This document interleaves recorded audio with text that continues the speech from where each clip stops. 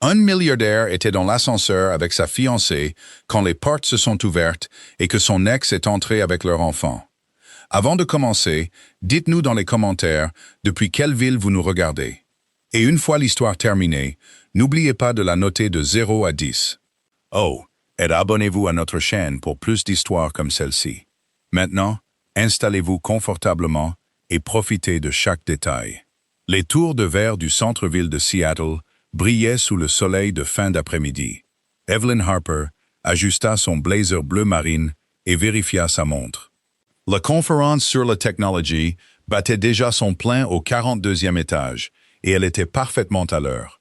À 28 ans, elle avait appris que la ponctualité était une autre façon d'imposer le respect, surtout dans un monde qui remettait encore en question la place des femmes dans la technologie. « Allez, mon petit garçon », murmura-t-elle au bambin dans ses bras.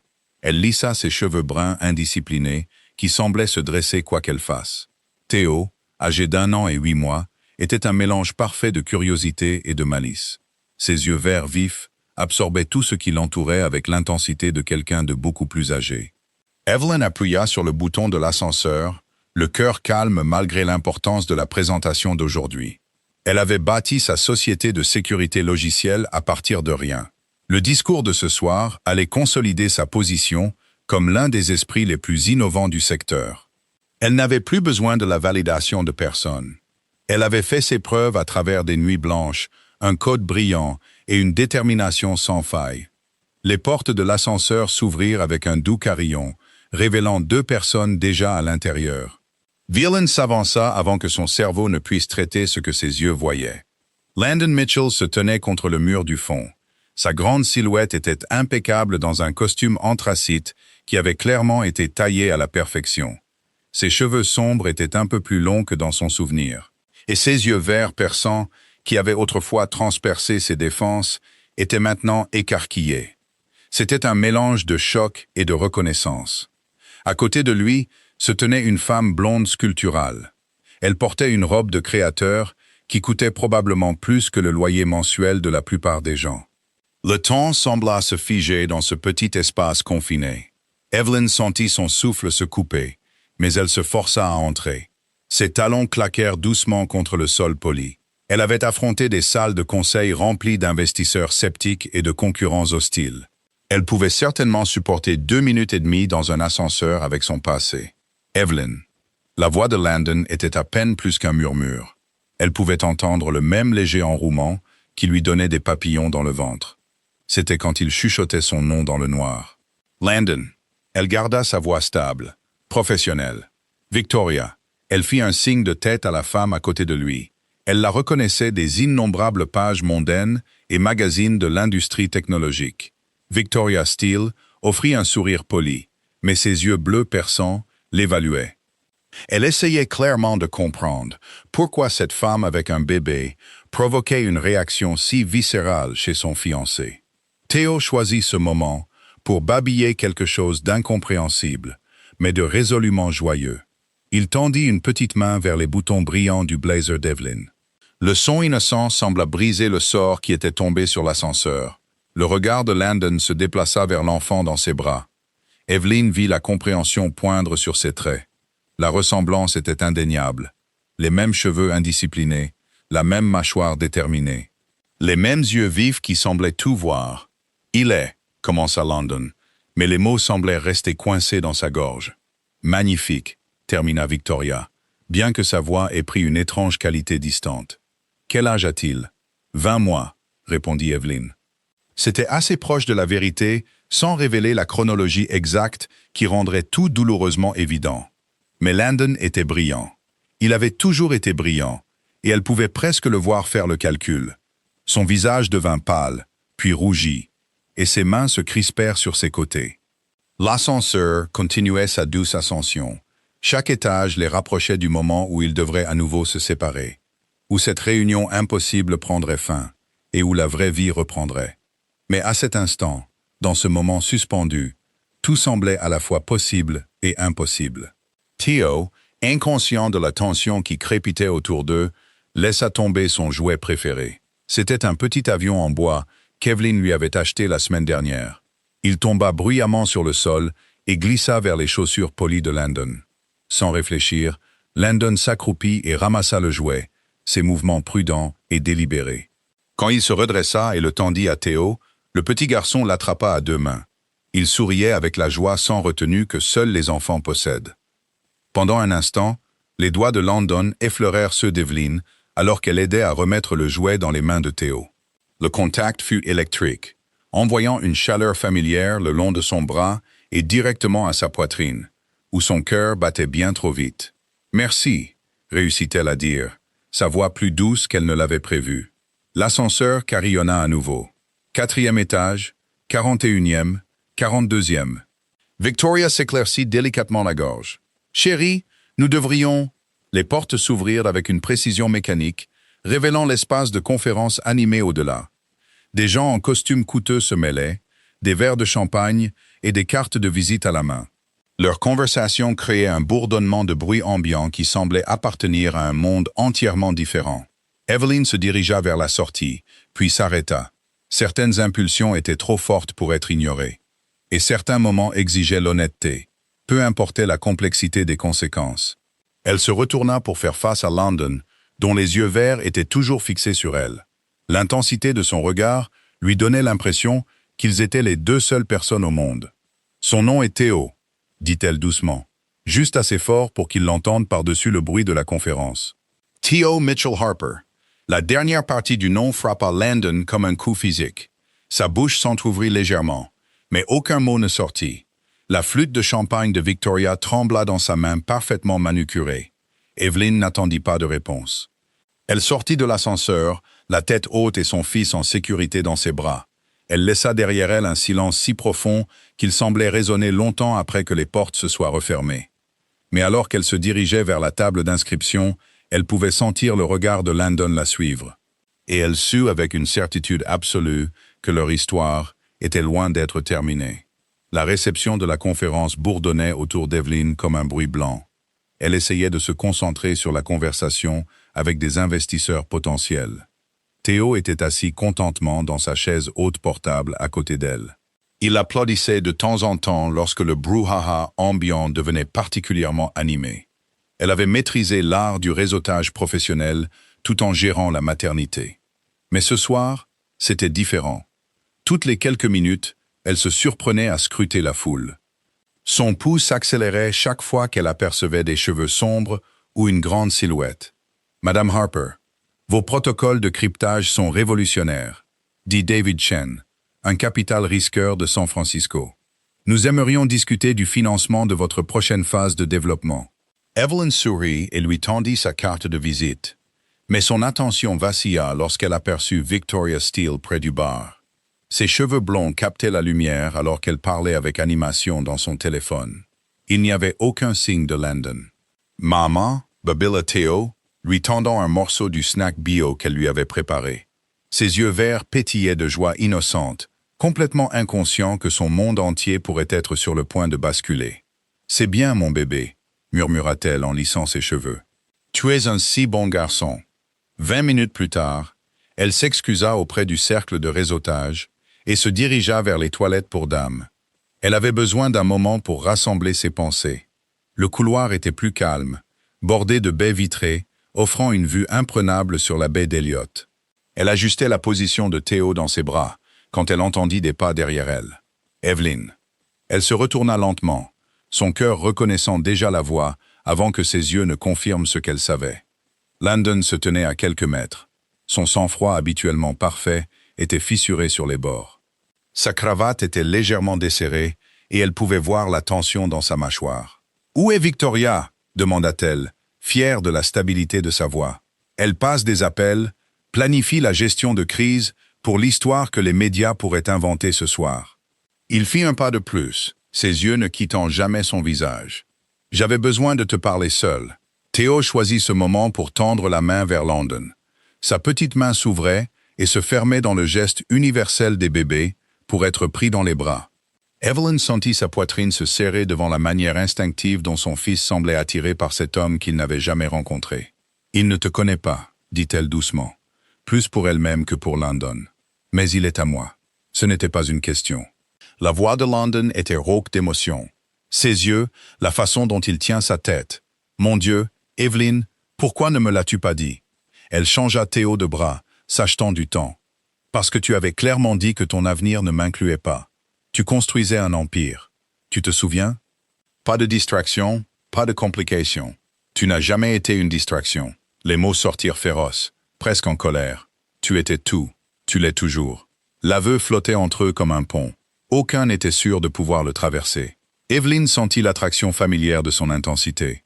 La façon dont il avait toujours pu lui faire sentir qu'elle était le centre de l'univers avec juste ces mots. « Ce n'est pas juste », murmura-t-elle. « Tu n'as pas le droit de dire des choses comme ça maintenant.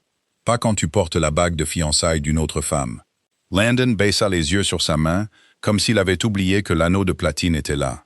Quand il releva les yeux, son expression était peinée. « Victoria et moi, c'est compliqué.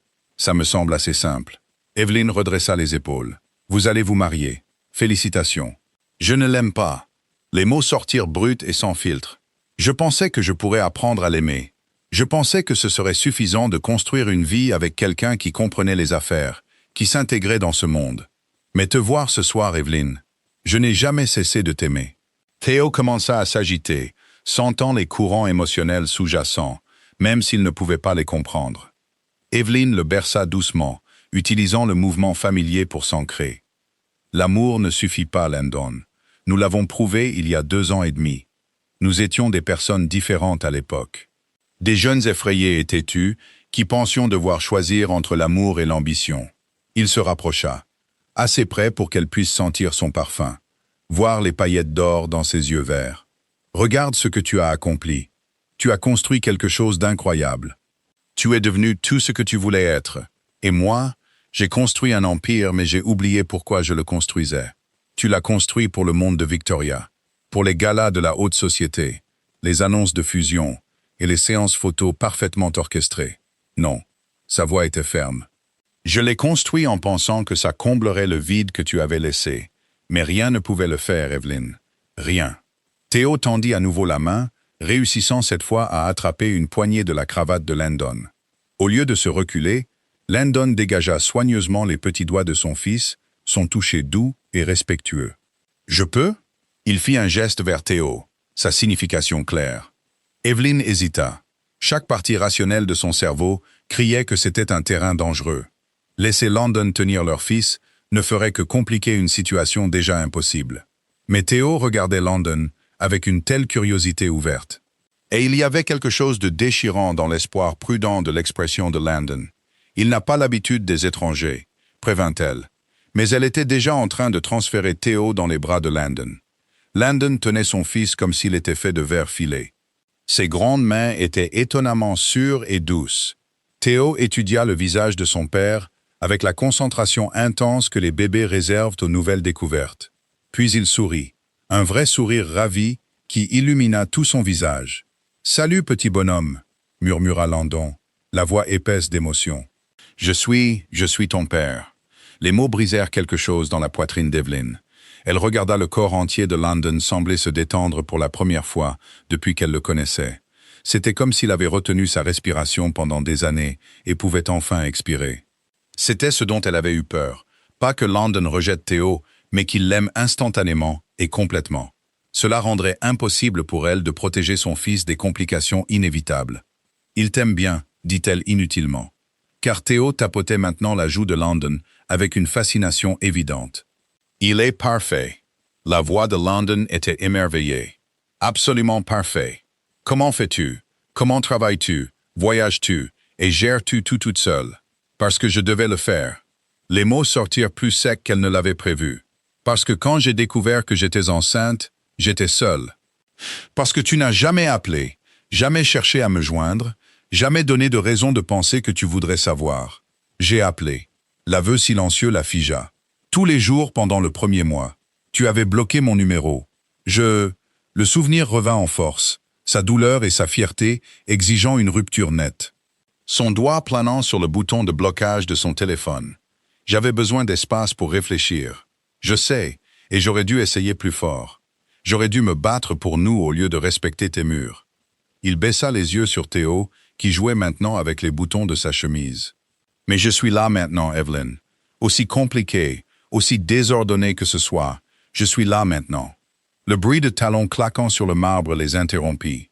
Victoria apparut au coin du couloir, son expression soigneusement neutre, mais ses yeux vifs d'évaluation. « Te voilà », dit-elle à London, bien que son regard se soit posé de manière significative sur le bébé dans ses bras. Le discours va commencer. Nous devrions prendre nos places. La mâchoire de London se crispa, mais il rendit soigneusement Théo à Evelyn. Leurs mains s'effleurèrent à nouveau pendant l'échange, et cette fois, aucun d'eux ne se retira rapidement. « Ce n'est pas fini », dit-il doucement. Ces mots n'étaient destinés qu'à elle. Si, ça l'est. Mais même en le disant, Evelyn sentait le mensonge dans ses os. Ça doit l'être. Elle s'éloigna avant qu'il ne puisse répondre. Ses talons résonnaient dans le couloir, alors qu'elle portait son fils vers une vie qui semblait soudainement construite sur du sable mouvant. La présentation principale se déroula sans accroc. Mais Evelyn se souvenait à peine de l'avoir donnée. Elle se tenait sur scène, prononçant son discours soigneusement répété sur l'avenir de la cybersécurité. Pendant ce temps, son esprit rejouait chaque instant dans ce couloir. La façon dont Landon avait tenu Théo avec une telle révérence. L'honnêteté brute dans sa voix quand il avait admis l'avoir appelé. Le regard dans ses yeux quand il avait dit qu'il n'avait jamais cessé de l'aimer. Maintenant, 2 heures plus tard, elle était assise dans sa chambre d'hôtel, surplombant le front de mer de Seattle. Théo dormait enfin dans son lit de voyage, après une soirée qui les avait tous deux surstimulés. Elle avait enfilé un pantalon de yoga confortable et un pull ample. Son armure de présentation était remplacée par les vêtements doux qui lui rappelaient qu'elle était d'abord une mère, et tout le reste ensuite. Son téléphone vibra contre la table de chevet en marbre. Un numéro inconnu de Seattle. « Allô? C'est moi. » La voix de Landon était plus douce au téléphone, plus intime en quelque sorte. « J'ai eu ton numéro dans l'annuaire de la conférence. J'espère que ça ne te dérange pas. » Evelyn ferma les yeux et s'appuya contre la tête de lit. « Il est tard, Landon. Je sais. Je n'arrivais pas à dormir. » Victoria est dans sa propre chambre, en train de planifier la fête de fiançailles que nous sommes censés avoir le mois prochain. Son rire était amer. Elle choisit des fleurs pour un mariage qui ne devrait jamais avoir lieu. Alors ne le laisse pas avoir lieu. Les mots lui échappèrent avant qu'elle ne puisse les retenir. Ce n'est pas si simple. L'entreprise de son père est notre plus gros investisseur. Rompre les fiançailles ne met pas seulement fin à notre relation. Ça pourrait détruire tout ce que j'ai construit. Evelyn sentit une pointe de déception familière. Donc, c'est une question d'argent. Non, sa voix était féroce. C'est une question de 20 000 personnes qui travaillent pour des entreprises sous mon égide. C'est une question d'innovation qui pourrait changer le monde, de responsabilité que je ne peux pas simplement abandonner. Mais Evelyn, te voir ce soir, tenir notre fils. Rien d'autre n'a d'importance comparé à ça. Elle se leva et se dirigea vers la fenêtre, regardant les lumières de la ville se refléter dans l'eau. Notre fils s'est bien débrouillé sans toi pendant 20 mois. Il n'a pas besoin de complications. Peut-être pas, mais j'ai besoin de lui. Et j'ai besoin de toi. L'honnêteté dans sa voix lui fit mal à la poitrine. Avoir besoin et vouloir sont des choses différentes, Landon. Tu veux le fantasme de nous, l'idée d'une famille toute faite qui s'intègre dans ta vie parfaite. Mais la réalité est plus désordonnée. La réalité, c'est Théo qui pleure à 3 heures du matin avec une otite. La réalité, ce sont des voyages d'affaires où je dois choisir entre ma carrière et être présente pour chaque étape importante. La réalité, c'est « Est-ce que je peux te voir demain ?» La question interrompit son argument soigneusement construit. « Quoi? Demain? Est-ce que je peux te voir, toi et Théo ?» Pas à une conférence, pas avec Victoria qui rôde, juste nous. Evelyn pressa son front contre la vitre froide. « Je rentre à Portland demain matin. Alors je viendrai à Portland. Landon, un jour Evelyn, donne-moi un jour pour prouver que je ne suis pas le même homme qui t'a laissé partir avant. Donne-moi une chance d'être le père de Théo. » Elle pensa à la façon dont Théo avait tendu la main vers lui, la connexion instantanée qui semblait transcender la génétique. Son fils méritait la chance de connaître son père, n'est-ce pas? Même si cela compliquait tout. Un jour, se surprit-elle à dire. Mais j'ai des règles, n'importe lesquelles. Il ne s'agit pas de nous, il s'agit de Théo. Si tu veux faire partie de sa vie, ça doit être constant. Pas de visite quand ça t'arrange, et de disparition quand ça devient difficile. Compris. Et Victoria ne doit pas savoir. Pas encore. Pas tant que tu n'auras pas compris ce que tu veux vraiment. Il y eut une longue pause. Elle se doute déjà. Se doute de quoi? Que Théo est à moi. Elle n'est pas stupide, Evelyne. Elle a vu la façon dont je le regardais, la façon dont il me ressemble. Elle a passé des appels toute la soirée pour essayer de trouver des informations sur toi. Un frisson parcourut l'échine d'Evelyne. Victoria Steele avait les ressources et les relations pour rendre la vie d'Evelyne très compliquée si elle le choisissait. Quel genre d'informations? Les dossiers financiers de ton entreprise, les listes d'investisseurs, les contrats clients. Elle cherche un moyen de pression. Un moyen de pression pourquoi? Pour s'assurer que tu restes hors de nos vies, de façon permanente. Evelyne s'affaissa dans le fauteuil près de la fenêtre, se sentant soudainement épuisée. Peut-être qu'elle a raison. Peut-être que je devrais. N'ose même pas. La voix de Landon était tranchante. Ne la laisse pas te faire fuir. Je ne la laisserai pas te faire de mal. Ni à Théo. Comment peux-tu nous protéger alors que tu ne peux même pas rompre avec elle? La question flottait dans l'air comme un défi. Evelyne pouvait entendre le trafic en arrière-plan de son côté. Les bruits de la ville qui ne dort jamais vraiment. « J'y travaille », dit-il finalement. « Il y a des contrats, des obligations légales, des réunions du conseil d'administration qui doivent avoir lieu. Mais j'y travaille. Combien de temps? Je ne sais pas. Des semaines? Peut-être des mois. C'est trop long. » La voix d'Evelyne était ferme. « Je ne laisserai pas Théo s'attacher à quelqu'un qui pourrait disparaître à nouveau. Je ne me laisserai pas m'attacher non plus. » « Tu es déjà attaché. » Sa voix était douce mais certaine. « Je l'ai vu ce soir. La façon dont tu m'as regardé quand je le tenais. Tu l'as senti aussi, n'est-ce pas? Cette justesse, comme si nous étions toujours destinés à être une famille. Elle l'avait senti. C'était ça le problème. » Pendant un instant, en regardant Landon tenir leur fils, elle avait vu un avenir qu'elle s'était convaincue être impossible. Un avenir où Théo avait ses deux parents, où elle n'avait pas à porter tous les fardeaux seule, où l'amour suffisait à surmonter les obstacles pratiques. Mais l'amour n'avait pas suffi avant. « Envoie-moi ton adresse, » dit Landon. « Je descendrai en voiture demain matin. Landon, s'il te plaît, laisse-moi essayer d'être l'homme que vous méritez tous les deux. » Evelyne regarda le berceau de Théo où son fils dormait paisiblement. Il avait une confiance totale en elle pour prendre les bonnes décisions pour eux deux. Le poids de cette responsabilité n'avait jamais été aussi lourd. « D'accord, » murmura-t-elle. « Mais si tu lui fais du mal, si tu fais des promesses que tu ne peux pas tenir, je m'assurerai que tu ne le revois plus jamais. » Je comprends. Vraiment? Parce que ce n'est pas un jeu, Landon. C'est du cœur de mon fils dont il s'agit. Il a déjà traversé assez de bouleversements dans sa courte vie. Que veux-tu dire? Evelyne hésita, puis décida qu'il méritait la vérité. J'étais malade quand il est né. Vraiment malade. Des complications de la grossesse qui ont duré des mois. Théo a passé ses premières semaines à penser que sa grand-mère était sa mère parce que j'entrais et sortais de l'hôpital sans cesse. Evelyne, sa voix était accablée. Pourquoi n'as-tu pas appelé? Pour te dire quoi? Salut? Tu te souviens de moi? La femme avec qui tu ne pouvais pas t'engager? Eh bien, surprise. Tu as un fils et je pourrais mourir. Alors, pourrais-tu s'il te plaît réorganiser ton emploi du temps de bâtisseur d'empire pour aider à l'élever? Oui, exactement ça. La réponse simple l'a pris au dépourvu. Tu serais venu. J'aurais tout laissé tomber. Les veilles au chevet de l'hôpital, les biberons au milieu de la nuit, les changements de couche, les rendez-vous chez le médecin, tout. J'aurais été là pour tout ça. Des larmes lui piquèrent les yeux, et elle fut reconnaissante qu'il ne puisse pas les voir. Eh bien, c'est trop tard pour ça maintenant. Ce n'est pas trop tard pour demain. Elle ferma les yeux, sentant le tiraillement familier entre l'espoir et l'autoprotection. Demain n'est qu'un jour. Demain est un commencement. Après avoir raccroché, Evelyne resta longtemps assise dans la chambre d'hôtel sombre. Elle écoutait la douce respiration de Théo et regardait les lumières de la ville se brouiller à travers ses larmes. Elle avait construit une bonne vie pour eux, une vie sûre. Demain, elle s'apprêtait à risquer tout cela pour un homme qui était toujours fiancé à quelqu'un d'autre. Mais alors qu'elle s'endormait enfin, elle ne pouvait s'empêcher de penser à la façon dont Landon avait murmuré « Salut petit bonhomme » à leur fils, comme s'il avait attendu ce moment toute sa vie. La sonnette retentit à 9 heures précises, et le cœur d'Evelyne fit un bond malgré ses tentatives de rester calme. Elle avait passé la matinée à nettoyer sa maison de ville déjà impeccable dans le Pearl District de Portland. Elle avait changé de tenue 2 fois et répété des conversations qui n'auraient probablement jamais lieu. Théo était assis dans sa chaise haute, étalant joyeusement de la banane sur son plateau.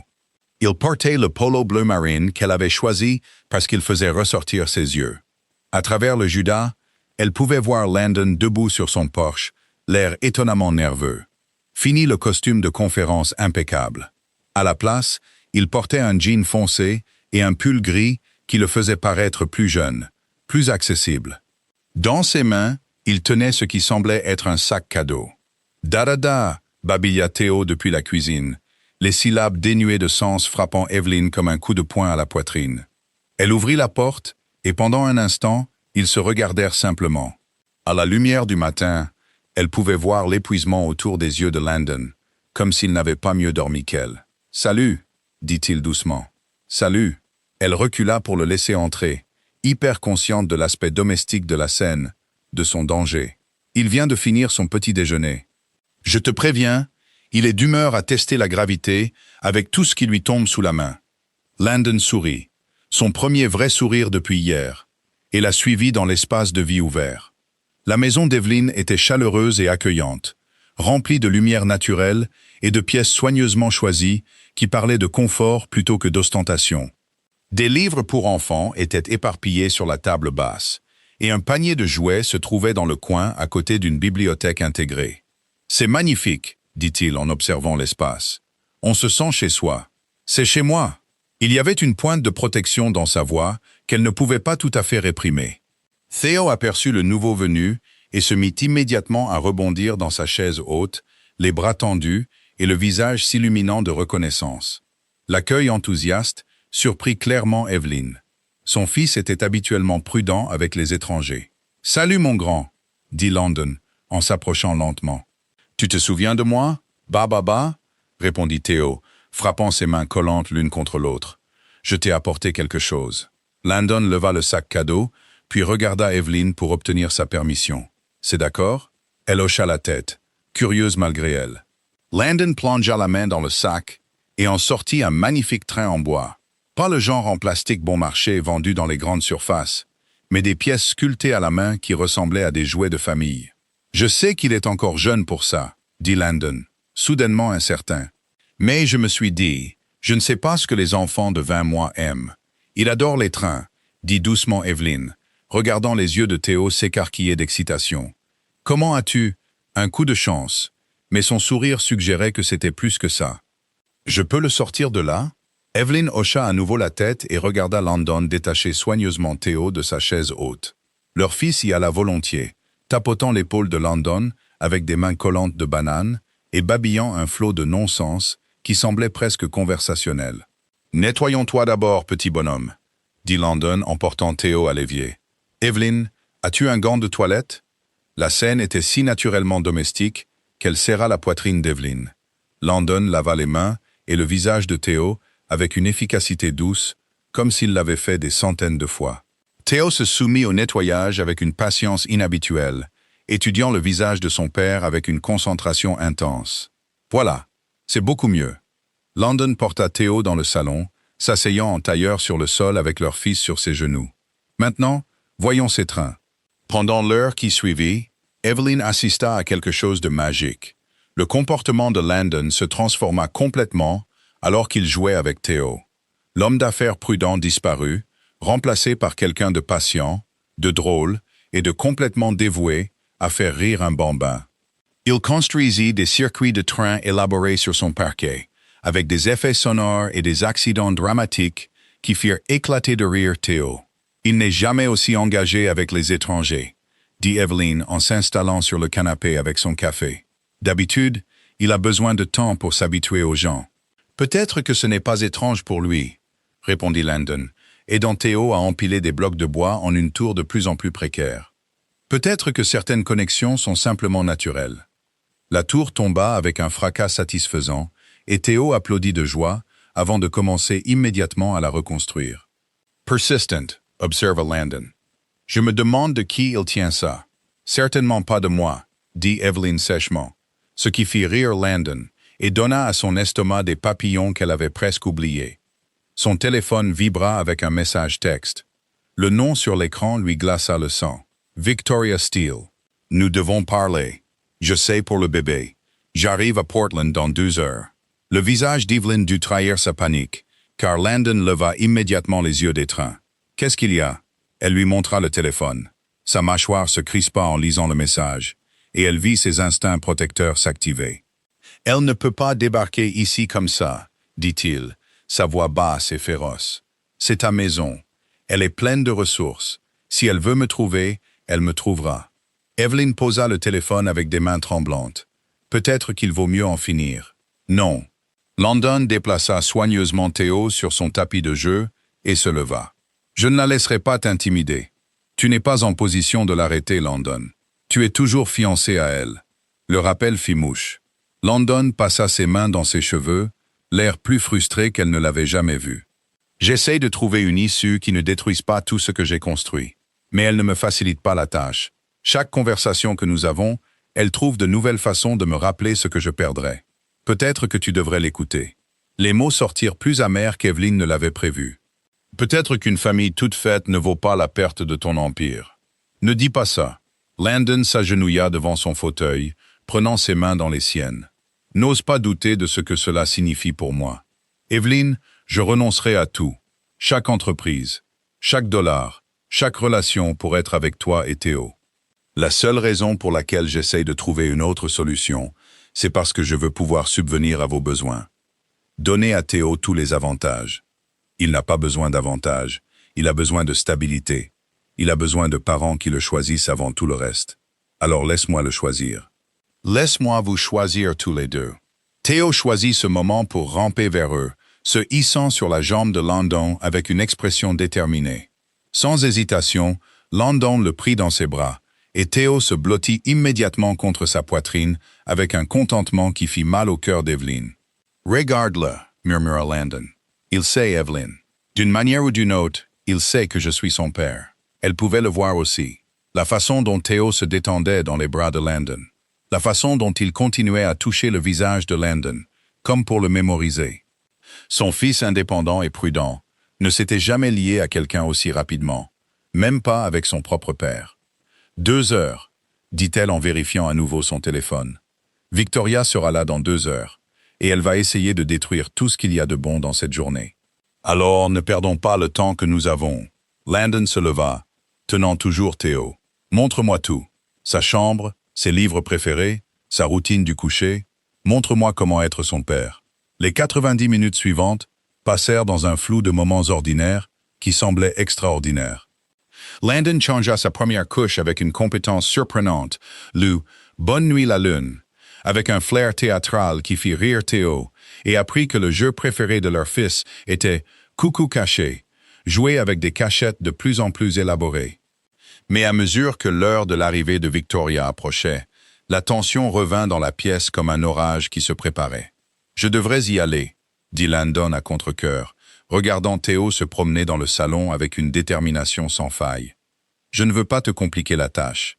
Fuir ne résoudra rien. » La voix d'Evelyn était plus stable qu'elle ne le sentait.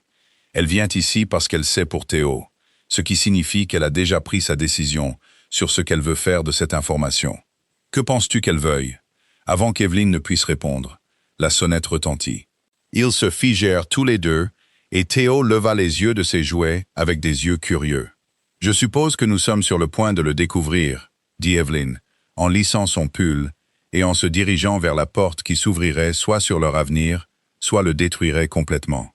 Victoria Steele se tenait sur le seuil d'Evelyn comme un nuage d'orage habillé par un créateur. Ses cheveux blonds platine étaient parfaitement coiffés, malgré les 2 heures de route depuis Seattle. Elle portait un manteau de couleur crème, qui coûtait probablement plus cher que la voiture de la plupart des gens. Ses yeux bleus étaient vifs d'une évaluation calculée, alors qu'il balayait la tenue plus décontractée d'Evelyn. Madame Harper. Sa voix était nette, professionnelle. « Merci d'avoir accepté de me voir. »« Je n'ai accepté rien du tout, » répondit Evelyn, mais elle s'écarta pour laisser entrer Victoria. Derrière elle, elle pouvait entendre le babillage joyeux de Théo et le bruit des trains en bois roulant sur le parquet. Le regard de Victoria trouva immédiatement Landon, qui s'était levé du sol où il jouait avec Théo. La vue de son fiancé, en pleine félicité domestique, avec une autre femme et un enfant, créa une fissure dans sa façade composée. C'était si bref que quelqu'un de moins observateur aurait pu le manquer. « Chérie », dit-elle à Landon, son ton portant juste une pointe d'acier sous le terme affectueux. « Je pensais que tu avais des réunions d'affaires à Portland aujourd'hui. »« Changement de programme », répondit-il, se rapprochant de manière protectrice de l'endroit où Théo jouait encore, inconscient de la tension qui crépitait dans la pièce. L'attention de Victoria se porta sur le bambin, et Evelyn la regarda absorber chaque détail.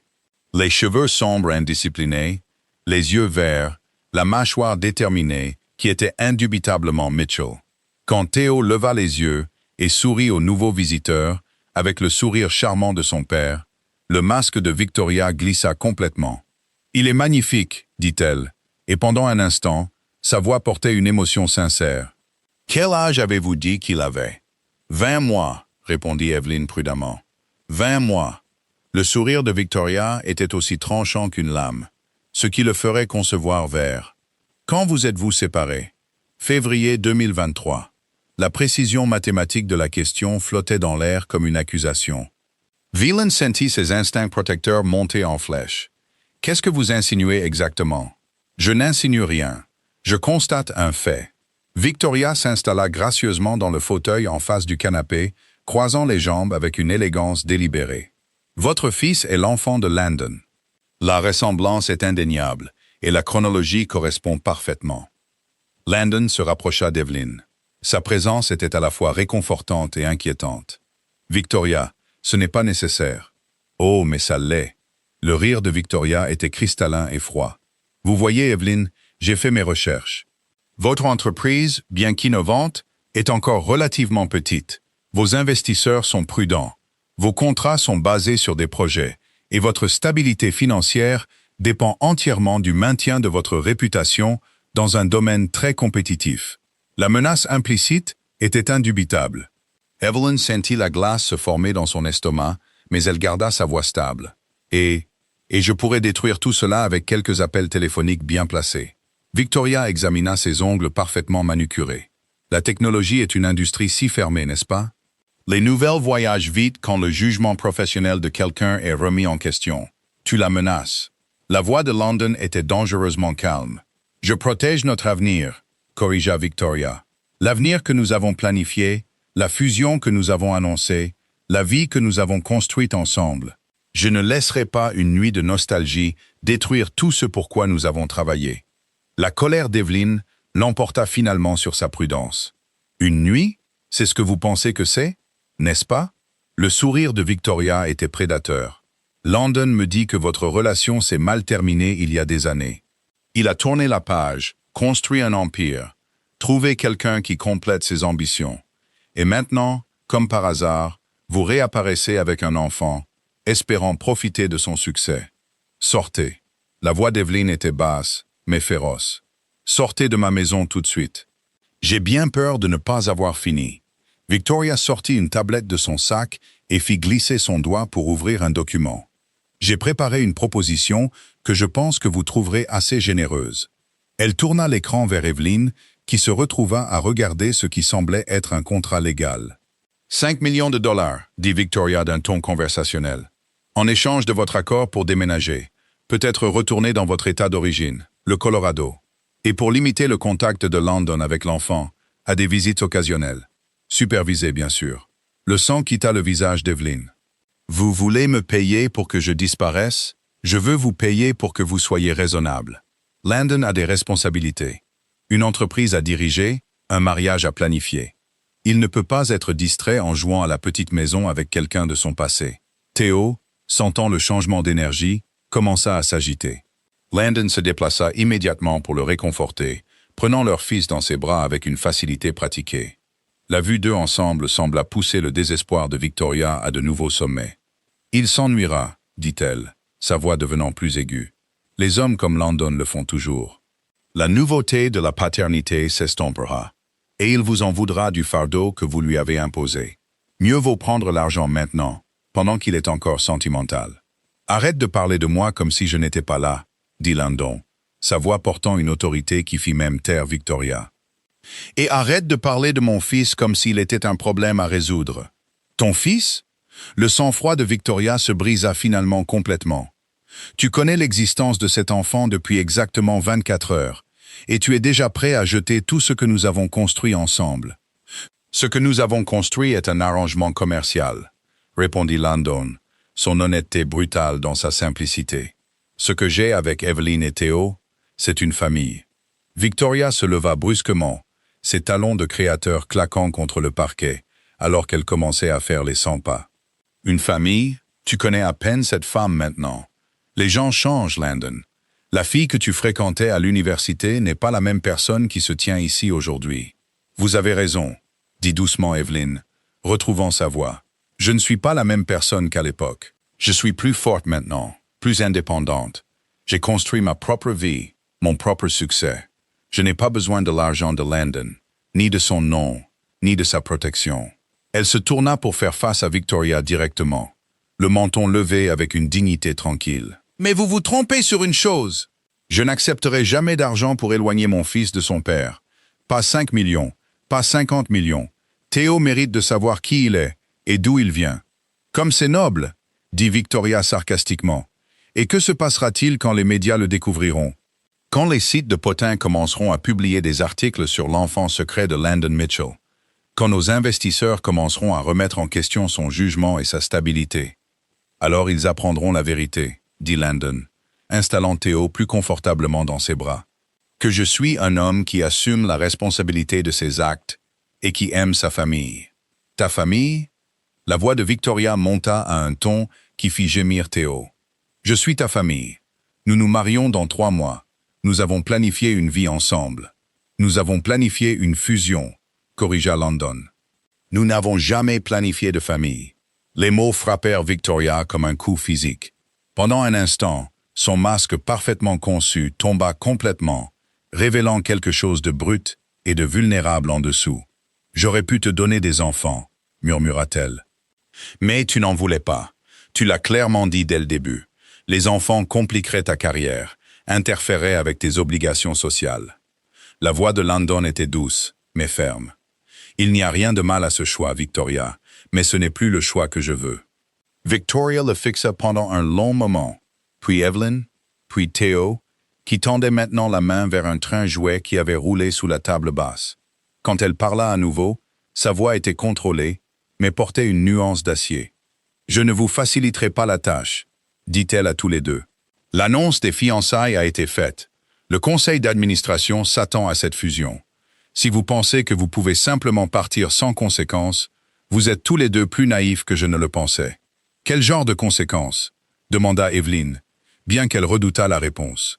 Le sourire de Victoria était assez aiguisé pour couper du verre. Saviez-vous que Steel Industries détient les brevets sur 3 des protocoles de sécurité que votre petite entreprise utilise? Saviez-vous que notre équipe juridique cherche des raisons de contester ces accords de licence? La menace était claire et dévastatrice. L'entreprise d'Evelyn dépendait de ces protocoles. Perdre l'accès à eux détruirait essentiellement son entreprise du jour au lendemain. « Vous ne pouvez pas faire ça, dit-elle, mais sa voix manquait de conviction. Je peux faire tout ce qui est nécessaire pour protéger mes intérêts. » Victoria ramassa son sac et son manteau, se préparant à partir. « Vous avez 48 heures pour considérer mon offre. Après cela, je supposerai que vous avez choisi de mener cette bataille, et je vous promets, à tous les deux, que vous regretterez ce choix. » Elle était à mi-chemin de la porte quand Théo appela soudainement « Maman !» Ses petits bras étaient tendus vers Evelyn, et il y avait quelque chose de si confiant, de si innocent dans ce geste, qu'il arrêta Victoria net. Pendant un instant, Evelyn crut voir du désir dans les yeux de l'autre femme. Le désir de quelque chose de réel et de simple, quelque chose qui ne pouvait être acheté, négocié ou planifié stratégiquement. Mais le moment passa, et l'expression de Victoria se durcit à nouveau. « 48 heures, » répéta-t-elle, et elle sortit dans l'après-midi gris de Portland, laissant derrière elle un silence qui semblait plus lourd que des mots. Le silence qui suivit le départ de Victoria était assourdissant. Evelyn resta figée près de la fenêtre, regardant la berline noire disparaître dans sa rue bordée d'arbres. Pendant ce temps, Landon tenait Théo près de lui, murmurant des paroles rassurantes à leur fils qui avait perçu la tension dans la pièce. « Elle ne bluffe pas, » dit finalement Evelyn, sa voix à peine plus qu'un murmure. « Ses brevets. Toute ma structure de sécurité est construite sur la technologie que l'entreprise de son père a développée. Si elle retire ses licences, mon entreprise sera finie. La voix de Landon était sombre de compréhension. Evelyn hocha la tête, s'affaissant sur le canapé, alors que tout le poids de la menace de Victoria s'abattait sur elle. 5 ans de travail, 12 employés qui dépendent de leur emploi, des clients qui me font confiance pour protéger leurs données. Elle rit amèrement. Tout détruit parce que je suis tombée amoureuse du mauvais homme et que j'ai eu son bébé. Ne dis pas ça. Landon installa Théo dans son parc et s'assit à côté d'elle. N'ose pas dire que m'aimer était une erreur ou que Théo était une erreur, n'est-ce pas? Les larmes qu'elle retenait finirent par couler. Regarde où ça nous a menés. Tu es piégé dans des fiançailles avec une femme prête à détruire des innocents pour obtenir ce qu'elle veut. Et je suis sur le point de perdre tout ce que j'ai construit, parce que j'ai été assez stupide pour espérer pendant 5 minutes que nous pourrions avoir une famille normale. Landon tendit la main vers elle, mais elle se retira, se levant et se déplaçant de l'autre côté de la pièce. La distance physique semblait plus sûre que le réconfort qu'il offrait. Peut-être que Victoria a raison, continua Evelyn, sa voix se renforçant de résolution. Peut-être que c'est une question de nostalgie et de commodité. Peut-être que je devrais prendre son argent et retourner au Colorado, recommencer quelque part où elle ne peut pas m'atteindre. Tu ne le penses pas? Ah non? Evelyn se tourna pour lui faire face, ses yeux flamboyants d'un mélange de colère et de chagrin. Quelle est l'alternative, Landon? Tu romps tes fiançailles, tu perds ton entreprise, et nous finissons tous fauchés et amers. Au moins, si je prends l'argent, Théo sera en sécurité financièrement. Je ne te laisserai pas te sacrifier pour mes erreurs. Landon se leva également, la mâchoire serrée de détermination. Il doit y avoir une autre solution. Quelle solution? Tu as dit toi-même que rompre les fiançailles détruirait tout ce que tu as construit. Tes investisseurs, tes employés, tes innovations, tout dépend du soutien de Steel Industries. Landon resta silencieux un long moment, regardant le ciel gris de Portland. Quand il parla, sa voix était réfléchie, presque calculatrice. Et si ce n'était pas le cas? Que veux-tu dire? Et s'il y avait un moyen de séparer mes entreprises de Steel Industries sans les détruire? Il se tourna vers elle, et elle pouvait presque voir son esprit brillant travailler sur les possibilités. Victoria a dit que le conseil d'administration s'attend à la fusion, mais si je pouvais leur offrir quelque chose de mieux. Comme quoi? Comme l'indépendance? Comme une croissance qui ne dépend pas de l'argent ou de l'influence de son père? Son excitation montait, comme autrefois quand il tombait sur une solution révolutionnaire. J'ai été tellement concentré sur le respect de leurs règles, sur le maintien des relations et la satisfaction des investisseurs, que j'ai oublié ce qui m'a rendu célèbre en premier lieu. C'était de prendre des risques, de construire quelque chose à partir de rien, de créer de la valeur au lieu de simplement déplacer de l'argent. Il se dirigea vers son sac d'ordinateur et sortit son téléphone, faisant déjà défiler ses contacts. « Je dois passer quelques appels. »« Landon, attends. » La voix d'Evelyn l'arrêta. « Même si tu pouvais d'une manière ou d'une autre démêler tes affaires de celles de Victoria. Et nous? Et Théo ?» Il leva les yeux de son téléphone, ses yeux verts intenses d'émotion. « Et vous? Il ne s'agit pas seulement de contrats commerciaux et de fusions. Il s'agit de la vraie vie, de ce qui se passe après que les avocats et les comptables ont fini leur travail. » Elle fit un geste vers Théo qui empilait contentement des blocs dans son parc. « Il n'est pas un problème à résoudre ou un contrat à négocier. C'est un petit garçon qui a besoin de stabilité, de constance et d'amour. N'oublie pas l'amour. L'amour ne suffit pas. » Les mots sortirent plus durs qu'elle ne l'avait prévu, mais ils devaient être dits. « Je t'ai aimé avant, et nous nous sommes quand même séparés. Nous nous sommes quand même fait du mal. Qu'est-ce qui te fait penser que cette fois sera différente? » Landon posa son téléphone et se dirigea lentement vers elle, comme s'il approchait d'un animal blessé. « Parce que nous sommes des personnes différentes maintenant. Parce que nous avons tous les deux appris ce que signifie perdre quelque chose de précieux. Parce que maintenant nous avons Théo, et il mérite des parents qui se battent pour leur famille au lieu de la fuir. Je ne fuis pas. Si, tu fuis. » Sa voix était douce mais ferme. « Tu as tellement peur d'être blessé à nouveau que tu es prête à accepter les menaces de Victoria au lieu de te battre pour ce que nous pourrions avoir ensemble. » Evelyn sentit ses murs soigneusement construits commencer à s'effriter. « Et si nous essayons et que ça ne marche pas? Et si nous faisons traverser à Théo le chaos de la fusion de nos vies et que nous réalisons que nous sommes toujours les mêmes personnes incompatibles qu'avant? » Alors nous trouverons une solution ensemble. Landon tendit la main timidement, et cette fois, elle ne se retira pas quand il prit ses mains. Evelyn, je sais que je t'ai blessé avant. Je sais que j'ai choisi mes ambitions plutôt que notre relation, et j'ai regretté ce choix chaque jour depuis 2 ans et demi. Les mots sont faciles. Alors laisse-moi te le montrer par des actes. Il serra doucement ses mains. Donne-moi 48 heures. C'est tout ce que je demande. 48 heures pour prouver que je peux vous protéger, toi et Théo. Que je peux démêler le gâchis que j'ai créé et que je suis prêt à mettre notre famille en premier. Et si tu n'y arrives pas, alors j'irai avec toi chez les avocats de Victoria. Je m'assurerai que tu obtiennes tout ce dont tu as besoin pour recommencer quelque part en sécurité. Et j'accepterai tout arrangement de visite que tu jugeras le meilleur pour Théo. L'offre était plus généreuse qu'elle ne l'avait prévu.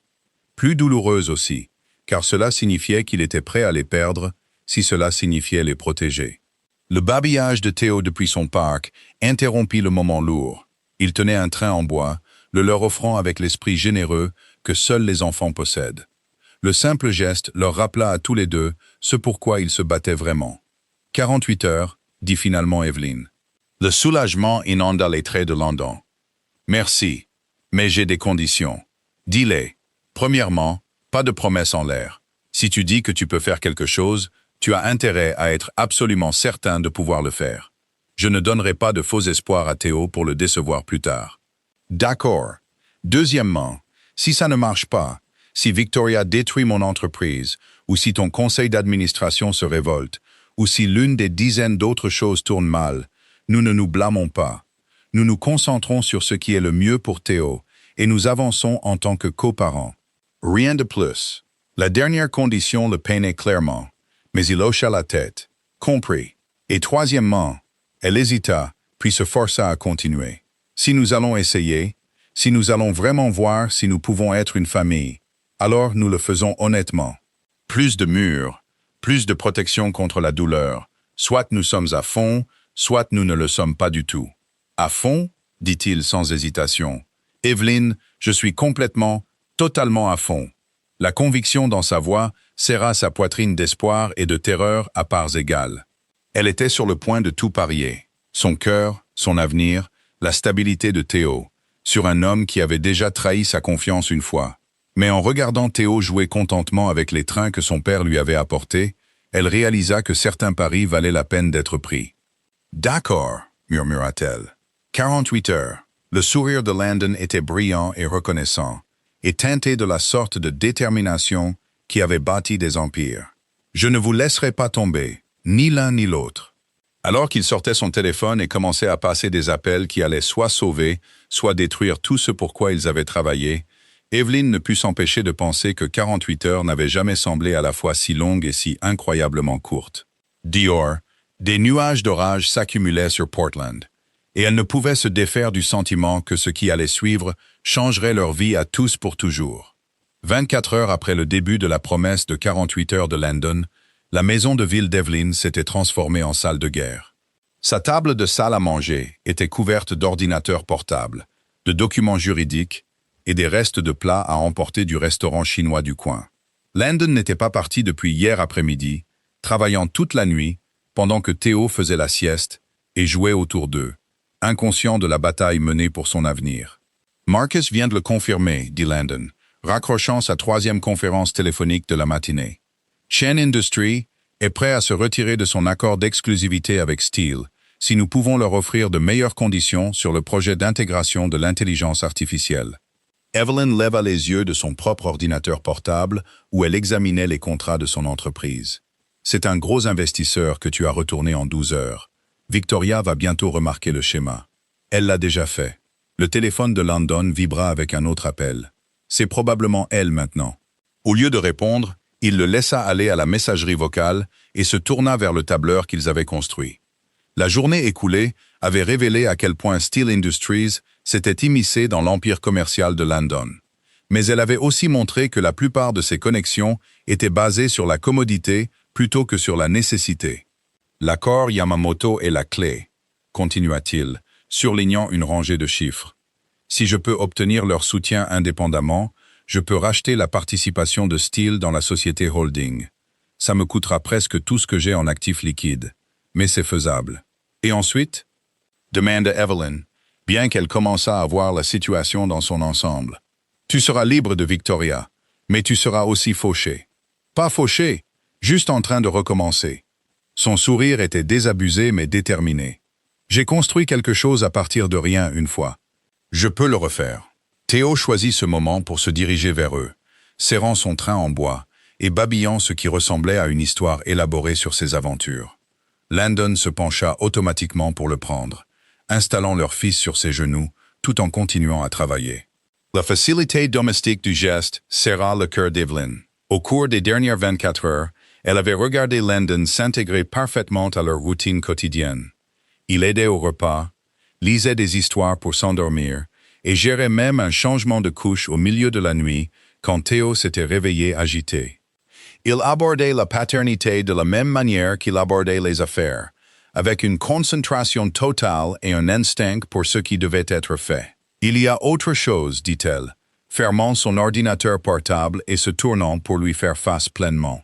J'ai examiné ces brevets avec lesquels Victoria m'a menacé, et ils ne sont pas aussi solides qu'elle le laissait entendre. Les accords de licence originaux incluent des clauses qui me permettraient de négocier des arrangements alternatifs, si Steel Industries essaye de résilier sans motif. Les yeux de Landon s'aiguisèrent d'intérêt, ce qui signifie que ces menaces pourraient être du bluff. Un bluff coûteux et compliqué qui nous bloquerait au tribunal pendant des mois, mais pas la condamnation à mort immédiate qu'elle laissait entendre. C'est brillant. Landon déplaça Théo sur son autre genou, son excitation montant. Si nous pouvons neutraliser son levier sur ton entreprise pendant que je me retire de Steel Industries, nous pourrions vraiment avoir une chance. Evelyn termina la pensée, ressentant un optimisme prudent qu'elle avait eu peur de reconnaître. Leur planification fut interrompue par la sonnette. À travers la fenêtre, ils purent voir un camion de livraison garé à l'extérieur, et l'estomac d'Evelyn se noua en réalisant ce que cela pouvait être. « J'y vais », dit Landon, mais elle se dirigeait déjà vers la porte. La livraison nécessitait une signature, et l'adresse de l'expéditeur confirma ses craintes. Service juridique de Steel Industries. L'enveloppe était épaisse, officielle et menaçante. « Laisse-moi voir », dit Landon, alors qu'elle fermait la porte. À l'intérieur se trouvait une lettre de mise en demeure formelle, exigeant que l'entreprise d'Evelyn cesse d'utiliser toute technologie couverte par les brevets de Steel dans les 72 heures, sous peine de poursuite judiciaire immédiate. Mais plus troublant était le deuxième document, une requête pour une évaluation de garde d'urgence, affirmant qu'Evelyn était une mère inapte qui exposait son enfant à des situations instables et potentiellement dangereuses. « Elle s'en prend à Théo », murmura Evelyn, les papiers tremblants dans ses mains. « Elle essaie vraiment de m'enlever mon fils. » Le visage de Landon devint blanc en lisant par-dessus son épaule. « C'est de la folie. Elle ne peut pas sérieusement penser qu'un juge... Elle n'a pas besoin de gagner, » interrompit Evelyn, la portée complète de la stratégie de Victoria devenant claire. « Elle a juste besoin de m'enliser dans des procédures judiciaires assez longtemps pour détruire mon entreprise et épuiser mes ressources. Et si elle peut semer suffisamment de doutes sur mes compétences parentales. » Théo, sentant le changement d'humeur, commença à s'agiter dans les bras de Landon. Automatiquement, les deux parents se déplacèrent pour le réconforter. Mais les documents juridiques restaient comme un poison entre eux. « Nous avons besoin d'un avocat, » dit Landon. « Le meilleur avocat en droit de la famille de Portland. » « Avec quel argent ?» La voix d'Evelyn était amère. « J'ai déjà dépensé la plupart de mes économies pour essayer de maintenir l'entreprise à flot pendant la basse saison. Et si elle réussit à retirer ses brevets, alors nous utiliserons mon argent. Landon, si tu liquides tout pour racheter Steel Industries, tu n'auras pas non plus d'argent pour les avocats. » Ils se regardèrent à travers la table de la salle à manger, le poids des choix impossibles s'abattant sur eux comme un linceul. Dehors, la pluie de Portland avait recommencé, tambourinant contre les fenêtres avec une intensité croissante. Le téléphone de Landon sonna. Cette fois, il répondit. « Mitchell. » Même de l'autre côté de la pièce, Evelyn pouvait entendre la voix de Victoria, aiguë et satisfaite. « J'espère que vous avez reçu mes cadeaux maintenant. »« Victoria, ça va trop loin. S'en prendre aux droits parentaux d'Evelyn, ce n'est pas protéger tes intérêts. C'est de la vengeance. C'est stratégique. Madame Harper ne peut clairement pas fournir un environnement stable à cet enfant, alors qu'elle est empêtrée dans des batailles juridiques et la ruine financière. Je m'assure simplement que le bien-être du garçon est protégé. En essayant de l'enlever à sa mère, en m'assurant qu'il est placé dans un endroit approprié pendant que les adultes règlent leurs problèmes personnels désordonnés. La voix de Victoria était froide, professionnelle. Bien sûr, tous ces désagréments pourraient être évités si Madame Harper reconsidérait mon offre initiale. Je pourrais même être persuadé de l'augmenter à 7 millions de dollars étant donné les complications supplémentaires. Evelyn arracha le téléphone des mains de Landon avant qu'il ne puisse répondre. « C'est Evelyn. Ah, la femme elle-même. J'espère que vous commencez à comprendre la situation plus clairement maintenant. Ce que je comprends, c'est que vous êtes prête à traumatiser un enfant innocent pour obtenir ce que vous voulez. Quel genre de personne fait ça? Le genre qui comprend que parfois, un inconfort à court terme prévient un désastre à long terme. » Le ton de Victoria restait exaspérément calme. « Votre fils se remettra d'une perturbation temporaire. Les entreprises de Landon pourraient ne pas se remettre du chaos que vous apportez dans sa vie. Vous vous trompez sur lui. » Evelyn regarda Landon, qui écoutait attentivement tout en gardant Théo distrait avec son train jouet. « Il est plus fort que vous ne le pensez, et il aime son fils plus que n'importe quel contrat commercial. »« L'amour, » rit Victoria, le son aigu et cassant. « Comme c'est merveilleusement naïf. L'amour ne paie pas les salaires des employés, ni ne finance la recherche et le développement. L'amour ne protège pas les gens des OPA hostiles ou des cracks boursiers.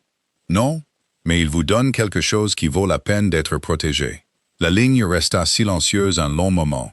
Quand Victoria parla à nouveau, sa voix portait une note étrange qu'Evelyn ne pouvait pas tout à fait identifier. « Vous y croyez vraiment, n'est-ce pas? Vous pensez vraiment que l'amour triomphe de tout? Je pense que l'amour rend le combat valable. » Une autre pause. Plus longue cette fois. En arrière-plan, Evelyn pouvait entendre les bruits d'un restaurant cher, des verres qui tintent et des conversations polies. « 24 heures, dit finalement Victoria. C'est le temps que vous avez avant que je dépose des requêtes supplémentaires qui feront paraître les documents d'aujourd'hui anodins. 24 heures pour prendre l'argent et partir, ou je détruirai systématiquement tout ce que vous avez construit et tous ceux que vous aimez. » La ligne se coupa. Evelyn posa le téléphone avec des mains qui ne tremblaient que légèrement.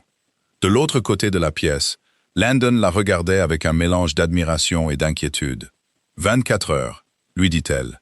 Alors nous ferions mieux de nous mettre au travail. » Il se leva, installa Théo dans son parc avec une facilité pratiquée, puis se dirigea vers son ordinateur portable avec l'intensité concentrée dont elle se souvenait de leurs années d'université. Ses doigts volaient sur le clavier alors qu'il ouvrait des fichiers, faisait des calculs, envoyait des messages à des contacts du monde entier. « Qu'est-ce que tu fais? »« Je fais appel à toutes les faveurs que j'ai jamais gagnées, » dit-il sans lever les yeux. Victoria pense qu'elle a toutes les cartes en main, mais elle a oublié quelque chose d'important. C'est-à-dire, Landon leva les yeux alors, ses yeux verts brillants de détermination et de quelque chose qui ressemblait à de l'amour. Elle a oublié que certaines choses valent la peine de tout perdre. Alors que l'après-midi de Portland s'assombrissait en soirée, ils travaillèrent côte à côte, courant contre le compte à rebours de Victoria et se battant pour un avenir qui semblait s'éloigner un peu plus à chaque heure qui passait. Mais pour la première fois depuis le début de ce cauchemar, Evelyn se permit d'espérer que l'amour pourrait en fait suffire, s'ils étaient assez courageux pour tout parier dessus. Le palais de justice du comté de Multnomah, au centre-ville de Portland, bourdonnait d'activité ce lundi matin. Evelyn passa les détecteurs de métaux, le siège auto de Théo lourd dans une main et une mallette en cuir usée dans l'autre. Elle avait à peine dormi pendant les 18 heures qui avaient suivi l'ultimatum final de Victoria, mais son esprit était vif et déterminé. Landon marchait à ses côtés, son apparence habituellement parfaite montrant des signes de leur week-end marathon. Sa cravate était légèrement de travers, des ombres sous ses yeux, mais sa mâchoire était serrée d'une détermination inébranlable. Madame Harper, une femme en tailleur bleu marine, s'approcha d'eux dans le hall. « Je suis Jennifer Chen, votre avocate.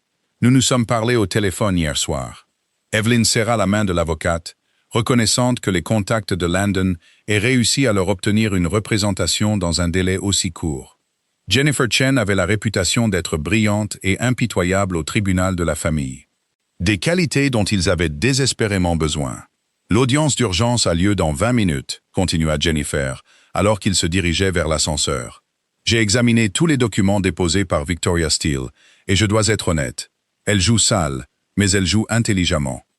Les allégations d'instabilité et de mise en danger sont soigneusement formulées pour paraître sérieuses sans être facilement réfutables. Quelles sont nos chances? Demanda Landon. Meilleures qu'hier grâce aux documents que vous avez fournis. Jennifer sourit sombrement. Des dossiers financiers montrant la stabilité de l'entreprise de Madame Harper.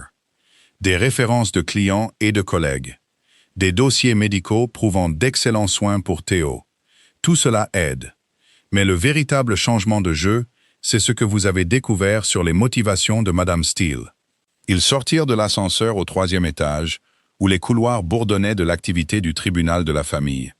Evelyn aperçut Victoria près de l'entrée de la salle d'audience, entourée de ce qui semblait être une armée d'avocats coûteux. Elle était impeccable comme toujours, ses cheveux blonds en un chignon parfait, son tailleur de couleur crème clairement fait sur mesure. Quand leurs regards se croisèrent dans le couloir, le sourire de Victoria était aussi tranchant qu'une lame. « Souvenez-vous » murmura Jennifer, alors qu'ils approchaient de la salle d'audience. « Il s'agit de l'intérêt supérieur de Théo. Quoi qu'elle vous lance là-dedans, restez calme et concentrez-vous sur le fait d'être la mère que vous êtes, aimante, capable et protectrice. » À l'intérieur de la salle d'audience, Théo était assis tranquillement dans son siège auto, jouant avec son train en bois, et babillant de temps en temps pour lui-même. Sa présence innocente semblait souligner l'absurdité de la procédure. Comment quelqu'un pouvait-il regarder cet enfant heureux et en bonne santé et prétendre que sa mère était inapte?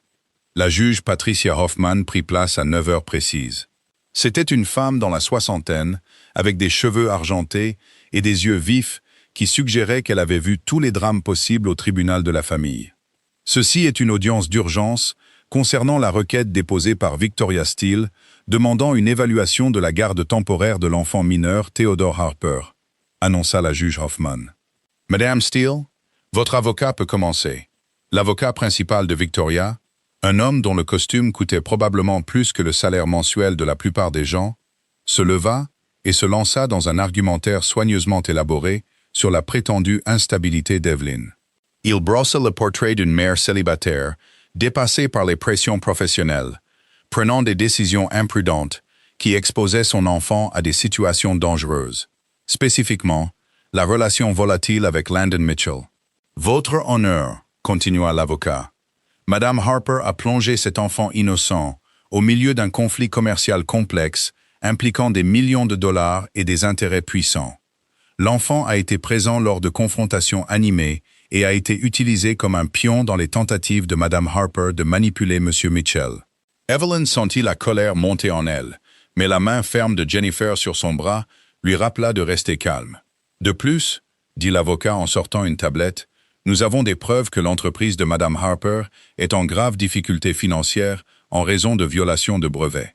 Elle fait face à des poursuites qui pourraient entraîner la faillite, la laissant incapable de subvenir adéquatement aux besoins de l'enfant. » « Objection, » dit Jennifer en se levant doucement. « Les affirmations financières sont spéculatives et non pertinentes pour les capacités parentales de Madame Harper. »« Maintenu, » décida la juge Hoffman. « Tenez-vous-en aux faits pertinents pour le bien-être de l'enfant, maître. » Quand ce fut le tour de Jennifer, elle se leva avec une confiance tranquille. « Votre honneur, cette affaire ne concerne pas le bien-être de l'enfant. Il s'agit d'une femme qui utilise le système judiciaire comme une arme dans un conflit personnel. Victoria Steele est fiancée à M. Mitchell, le père de l'enfant de Madame Harper, et elle considère cette famille comme une menace pour ses intérêts financiers. » Jennifer fit un geste vers Evelyn et Théo. « Regardez cet enfant, votre honneur.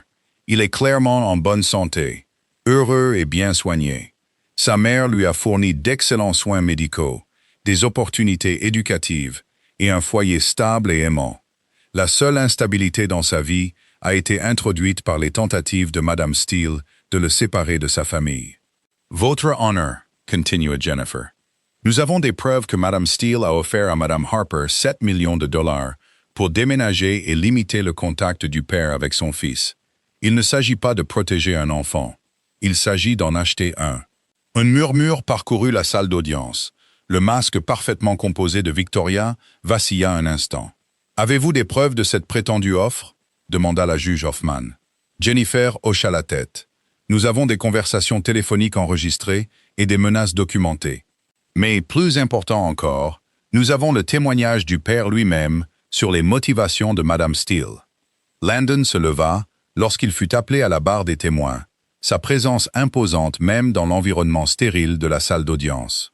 Sous les questions de Jennifer, il démantela méthodiquement le récit de Victoria. Il expliqua comment elle avait menacé l'entreprise d'Evelyn comme moyen de pression, comment elle avait essayé d'utiliser l'argent pour le séparer de son fils, et comment ses actions étaient motivées par la protection d'une fusion commerciale plutôt que par le bien-être de l'enfant. « Monsieur Mitchell, demanda Jennifer, à votre avis, Madame Harper a-t-elle déjà fait quelque chose qui a mis en danger le bien-être de votre fils? » « Jamais, dit fermement Landon. Evelyn est une mère exceptionnelle. Elle est patiente, dévouée et incroyablement protectrice envers Théo. Chaque décision qu'elle prend est basée sur ce qui est le mieux pour lui. Et quelle est votre intention concernant votre relation avec votre fils?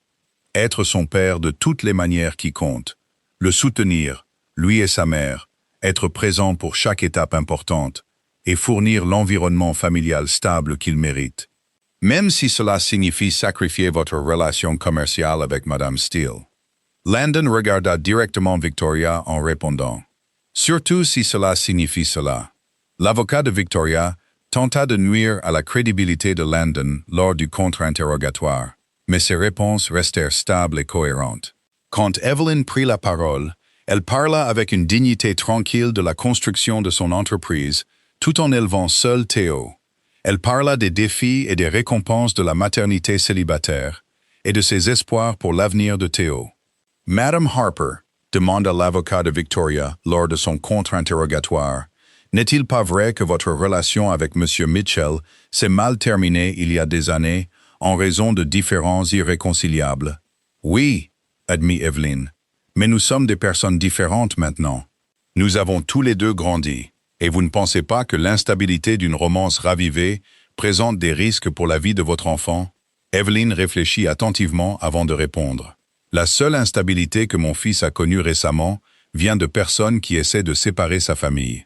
L'amour ne crée pas l'instabilité, il crée la sécurité. Une fois tous les témoignages terminés, la juge Hoffman décréta une brève suspension pour examiner les preuves. Evelyn s'assit dans le couloir, tenant Théo qui dormait contre son épaule. Elle puisait du réconfort dans son poids chaud et sa respiration paisible. « Tu as été formidable là-dedans », dit doucement Landon en s'asseyant à côté d'elle sur le banc inconfortable du palais de justice. « Avons-nous fait assez ?» Avant qu'il ne puisse répondre, Victoria s'approcha d'eux. Son équipe juridique resta en retrait, lui laissant de l'espace pour ce qui semblait être une conversation privée. « Madame Harper, dit-elle, sa voix manquant de sa confiance habituelle. « Puis-je vous parler en privé ?»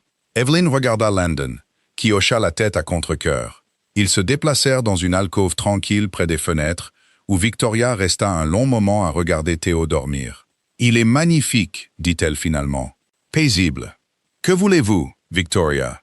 Victoria resta silencieuse un autre moment, puis surprit Evelyn en s'asseyant sur le banc à côté d'elle. Sans son armée d'avocats et ses tailleurs de pouvoir comme armure, elle paraissait plus petite, plus humaine. « Je veux savoir ce que ça fait, » dit doucement Victoria. « Quoi? Ce que ça fait d'aimer quelqu'un plus que ses propres ambitions. De regarder un enfant et de savoir qu'on renoncerait à tout pour le protéger. » La voix de Victoria était presque interrogative. « J'ai passé toute ma vie à construire des murs, à faire des alliances stratégiques, à protéger mes intérêts. Je pensais que l'amour n'était qu'une autre forme de faiblesse. » Evelyn étudia le profil de l'autre femme, voyant quelque chose de vulnérable sous la surface polie. « Ce n'est pas de la faiblesse, c'est le contraire.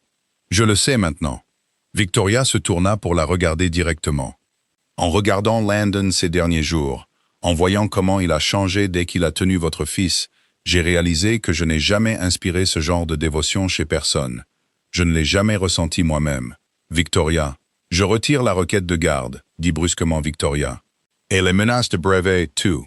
Evelyn sentit son souffle se couper. Pourquoi? Le sourire de Victoria était triste mais sincère.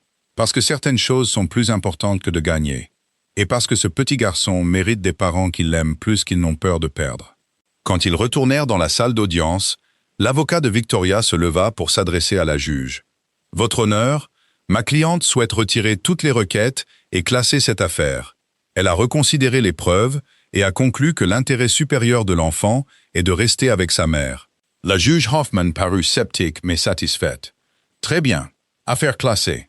Madame Harper, votre fils restera sous votre garde. » En quittant le palais de justice 1 heure plus tard, Evelyn eut l'impression de pouvoir respirer pleinement pour la première fois depuis des jours. Theo était maintenant réveillé, babillant joyeusement et tendant la main vers les pigeons qui se pavanaient sur les marches du palais de justice. « Je n'arrive pas à croire que c'est fini, dit-elle. « Ce n'est pas fini, corrigea Landon en prenant sa main libre dans la sienne. Ça ne fait que commencer. » Ils se dirigèrent vers sa voiture, leur avenir incertain, mais à eux de le décider. Et pour la première fois depuis des années, cela semblait suffisant. 3 semaines après la victoire au tribunal, la maison de ville d'Evelyn avait retrouvé son rythme paisible. Mais tout semblait différent maintenant. La table de la salle à manger n'était plus couverte de documents juridiques et de plans de gestion de crise.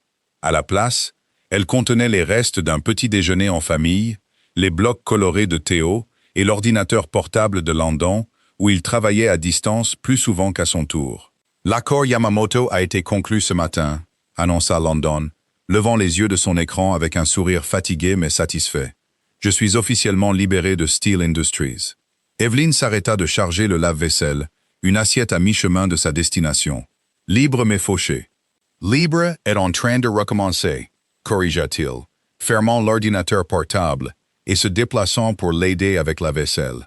Mais avec la meilleure motivation possible. Theo, qui détruisait contentement une tour de bloc, se leva soudainement et se dirigea vers Landon les bras tendus. Au cours des 3 dernières semaines, leur fils avait développé une préférence évidente pour la compagnie de son père. Il pleurait souvent quand Landon partait pour des réunions et s'illuminait comme un soleil à son retour. « Da-da-da-da », babilla Theo, les syllabes se rapprochant chaque jour d'un vrai mot.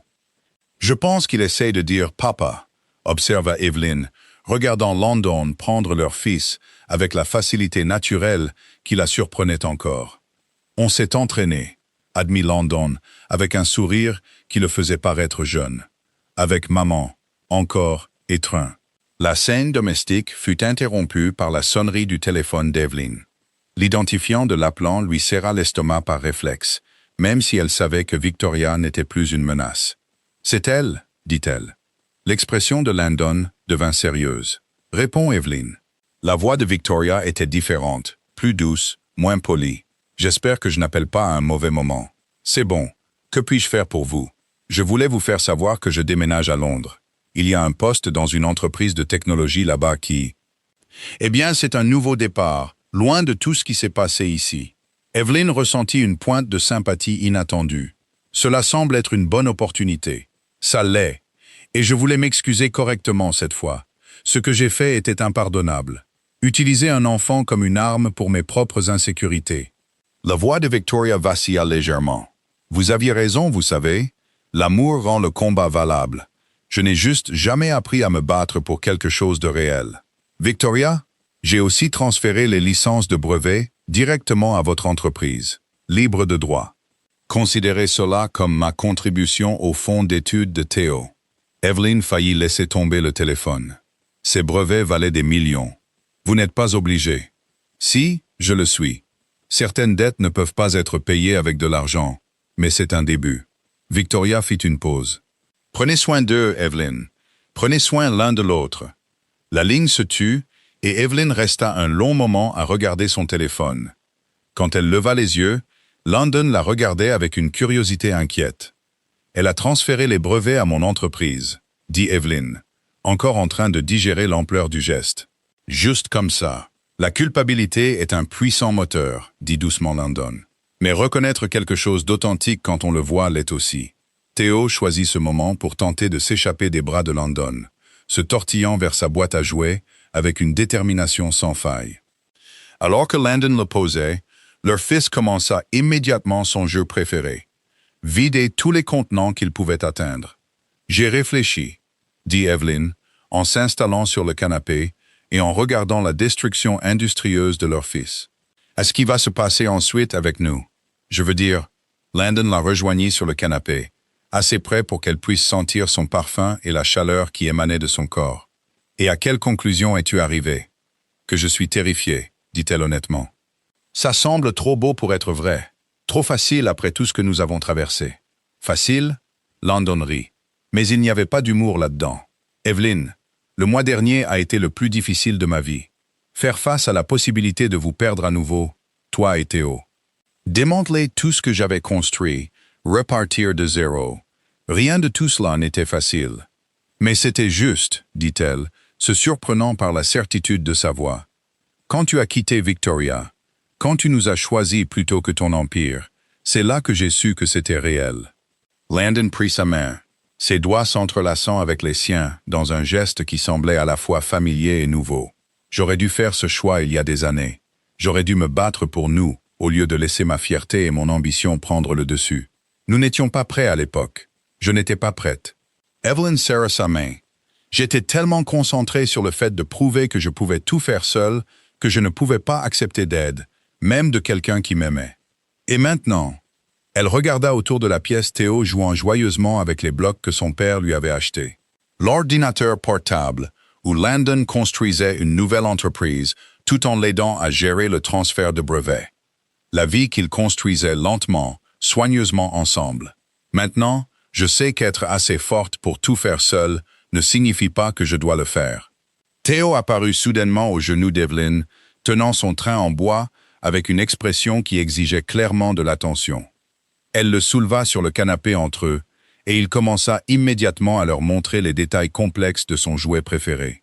Son babillage prenant la cadence d'une explication très sérieuse. « Il va être brillant », dit Landon, regardant leur fils avec une fierté et un émerveillement évident. « Il tient ça de toi. La brillance peut-être, mais la détermination et l'indépendance, c'est tout toi. » Ils restèrent assis en silence confortable un moment, regardant Théo naviguer dans l'ingénierie complexe de faire à son train des boucles impossibles dans les airs. Le soleil de fin d'après-midi qui entrait par les fenêtres attrapait les reflets auburnes dans les cheveux de leur fils et faisait pétiller ses yeux verts de malice. « Je veux plus », dit soudainement Evelyn, puis rougit de la façon dont cela sonnait. « Je veux dire plus d'enfants. Un jour, quand nous serons mariés, termina doucement Landon. Le mot flottait dans l'air entre eux, chargé de possibilités, d'espoir et du poids de tout ce qu'ils avaient failli perdre. « Est-ce une demande en mariage ?» demanda-t-elle, son cœur s'emballant malgré sa tentative de légèreté. « Pas encore. » Le sourire de Landon était chaleureux et patient. « Quand je te demanderai en mariage correctement, ce ne sera pas sur un canapé couvert de céréales et de trains jouets. Ce sera dans un endroit magnifique, avec une bague que j'aurai passé des semaines à choisir et des mots que j'aurai répétés pendant des mois. Je n'ai pas besoin d'endroits magnifiques ou de mots parfaits, dit Evelyn, bien que sa poitrine soit serrée d'émotion à l'idée qu'ils planifiaient déjà leur fiançailles. J'ai juste besoin de toi. Tu m'as toujours eu, même quand j'étais trop stupide pour l'admettre. Il se pencha pour l'embrasser sur le front. Un geste si tendre qu'il lui fit monter les larmes aux yeux. Mais quand je te demanderai de m'épouser, je veux le faire correctement. Je veux te donner la demande que tu mérites, le mariage dont tu rêves, la vie que nous aurions dû avoir depuis le début. Théo, décidant apparemment que leur conversation devenait trop sérieuse, commença à frapper son train contre la table basse dans un rythme à la fois musical et chaotique. Le son remplit la pièce de joie, de normalité et de la promesse de nombreux moments de ce genre à venir. « Il y a une chose que je veux te demander maintenant, cependant, » dit Landon, élevant légèrement la voix par-dessus le concert de percussion de Théo. « Qu'est-ce que c'est? Emménage avec moi, pas ici. Je sais que c'est ta maison et je ne veux pas perturber la routine de Théo. Mais laisse-moi nous trouver une maison, quelque chose d'assez grand pour nous tous, avec un jardin pour qu'il puisse jouer et un bureau où tu pourras travailler. Et de la place pour grandir. » Evelyn sentit son souffle se couper. C'était une suggestion pratique, sensée même, mais elle semblait être la chose la plus romantique que quelqu'un lui ait jamais offerte. « De la place pour grandir », répéta-t-elle. « Pour l'entreprise, pour notre famille, pour tout ce qui viendra ensuite. » Les yeux verts de Landon étaient sérieux et pleins d'espoir. « Je sais que c'est rapide, mais Evelyn, nous avons déjà perdu tellement de temps. Je ne veux pas perdre un autre jour à vivre séparément alors que nous pourrions construire quelque chose ensemble. » Théo se leva soudainement sur le canapé et se lança vers Landon, avec la confiance intrépide que seuls les tout-petits possèdent. Landon l'attrapa facilement. Le rire ravi de leur fils remplit la pièce alors qu'ils tombaient en arrière dans un match de lutte improvisé. En les regardant ensemble, son passé et son avenir, l'amour qu'elle avait perdu et retrouvé, Evelyn sentit quelque chose se mettre en place dans sa poitrine. C'était pour cela qu'elle s'était battue sans le savoir. Ce vers quoi elle avait construit à travers chaque décision difficile et chaque nuit blanche. « Oui », dit-elle, et ils la regardèrent tous les deux avec des expressions d'espoir curieux. « Oui à quoi ?» demanda Landon, installant Théo plus solidement sur ses genoux. « Oui à la maison, oui à construire quelque chose ensemble, oui à la place pour grandir. » Elle sourit, se sentant plus légère qu'elle ne l'avait été depuis des années. « Oui à tout ça. » Le sourire de Landon en réponse était brillant et reconnaissant, et plein de promesses pour l'avenir. Théo frappa dans ses mains comme s'il comprenait l'importance du moment, son babillage joyeux fournissant la bande-son parfaite pour leur nouveau départ. 6 mois plus tard, la maison du quartier de Laurelhurst à Portland était tout ce que Landon avait promis, et plus encore. La maison de style artisan se trouvait dans une rue bordée d'arbres où les voisins se connaissaient réellement par leur nom. Elle avait un porche enveloppant parfait pour le café du matin et un jardin où Théo pouvait chasser les papillons et apprendre à lancer une balle. Le bureau à domicile d'Evelyn occupait la pièce ensoleillée du 2e étage, donnant sur le jardin. Elle pouvait y regarder leur fils jouer tout en travaillant sur ses contrats de cybersécurité en pleine expansion. Il avait fallu 3 mois pour trouver la maison parfaite et 2 autres pour qu'elle devienne un foyer. Mais maintenant, alors qu'Evelyn se tenait dans la cuisine préparant le petit déjeuner de Théo pendant que le café infusait et que la radio fournissait un doux commentaire de fond, elle ne pouvait imaginer vivre ailleurs. « Papa !» cria Théo de sa chaise haute, le mot clair et sans équivoque maintenant. « Papa! Papa! Papa! »« Je t'entends, mon grand !» vint la voix de Landon depuis le couloir, suivi du bruit de ses pas sur les escaliers en bois. Il apparut dans l'embrasure de la cuisine, les cheveux encore humides de la douche et sa cravate lâche autour du cou. « Bonjour, ma belle », dit-il, déposant un baiser sur le front d'Evelyn avant de passer la main dans les cheveux de Théo. Leur fils, maintenant âgé de 26 mois et plein d'opinions, commença immédiatement à raconter à son père un compte-rendu détaillé de ses activités matinales dans le langage rapide des tout-petits qui, d'une manière ou d'une autre, avait un sens parfait pour les 2 parents. Il dit que les camions dehors l'ont réveillé, mais il n'a pas eu peur parce qu'il savait que nous étions là, traduisit Evelyn, posant le bol de fraises coupées de Théo sur son plateau. « C'est bien ça ?» demanda Landon sérieusement à Théo. « Et qu'est-ce qui s'est passé d'autre ce matin? Maman chante ?» annonça fièrement Théo, puis se lança dans sa propre version fausse de la berceuse qu'Evelyn fredonnait en s'habillant. « Ta maman a une belle voix », acquiesça Landon, ses yeux chaleureux rencontrant ceux d'Evelyn à travers la cuisine. Comme tout le reste chez elle. L'intimité facile du moment surprenait encore parfois Evelyn. 6 mois de matin partagés et de routine du coucher, de gestion des crises de colère des tout-petits et de célébration des premiers mots, de construction d'une entreprise et d'une relation à partir de zéro. Cela avait créé une fondation plus solide que tout ce qu'elle avait pu imaginer. « Je dois monter à Seattle aujourd'hui », dit Landon en redressant sa cravate. « Réunion finale avec les investisseurs sur l'intégration de la sécurité par l'intelligence artificielle. Nous devrions savoir ce soir si Chen Industries va de l'avant avec un partenariat complet. » « C'est énorme, dit Evelyn, ressentant le familier frisson d'excitation et de fierté. La nouvelle entreprise de Landon avait grandi plus vite que quiconque ne l'avait prévu, construite sur l'innovation et l'intégrité, plutôt que sur la manipulation financière. « Tu as travaillé si dur pour ça. »« Nous avons travaillé dur pour ça, » corrigea-t-il. « Tes protocoles de sécurité sont ce qui a rendu tout le projet possible. » C'était vrai. Leurs entreprises s'étaient naturellement entrelacées au cours des derniers mois, complétant leurs forces respectives et comblant leurs faiblesses. La petite entreprise de cybersécurité d'Evelyn fournissait l'expertise spécialisée dont les entreprises technologiques plus larges de Landon avaient besoin, tandis que ses compétences en développement commercial l'avaient aidé à se développer au-delà de ses projections les plus folles. Demanda Théo avec l'expression déchirante qu'il avait perfectionnée pour les occasions où son père devait voyager. « Juste pour la journée », promit Landon en s'accroupissant à côté de la chaise haute. « Je serai de retour pour le dîner, et nous pourrons travailler sur ce puzzle que nous avons commencé hier. »« Promis? »« Promis » Landon tendit son petit doigt et Théo enroula son propre petit doigt autour, avec la solennité d'un vœu sacré. 2 heures plus tard, Evelyn était plongée dans le code lorsque son téléphone sonna. L'identifiant de l'appelant la fit sourire. Sarah Martinez, sa colocataire d'université et amie la plus proche, appelait de Denver. « S'il te plaît, dis-moi que tu es assise », dit Sarah sans préambule. « Bonjour à toi aussi. »« Eh oui, je suis assise. Pourquoi ?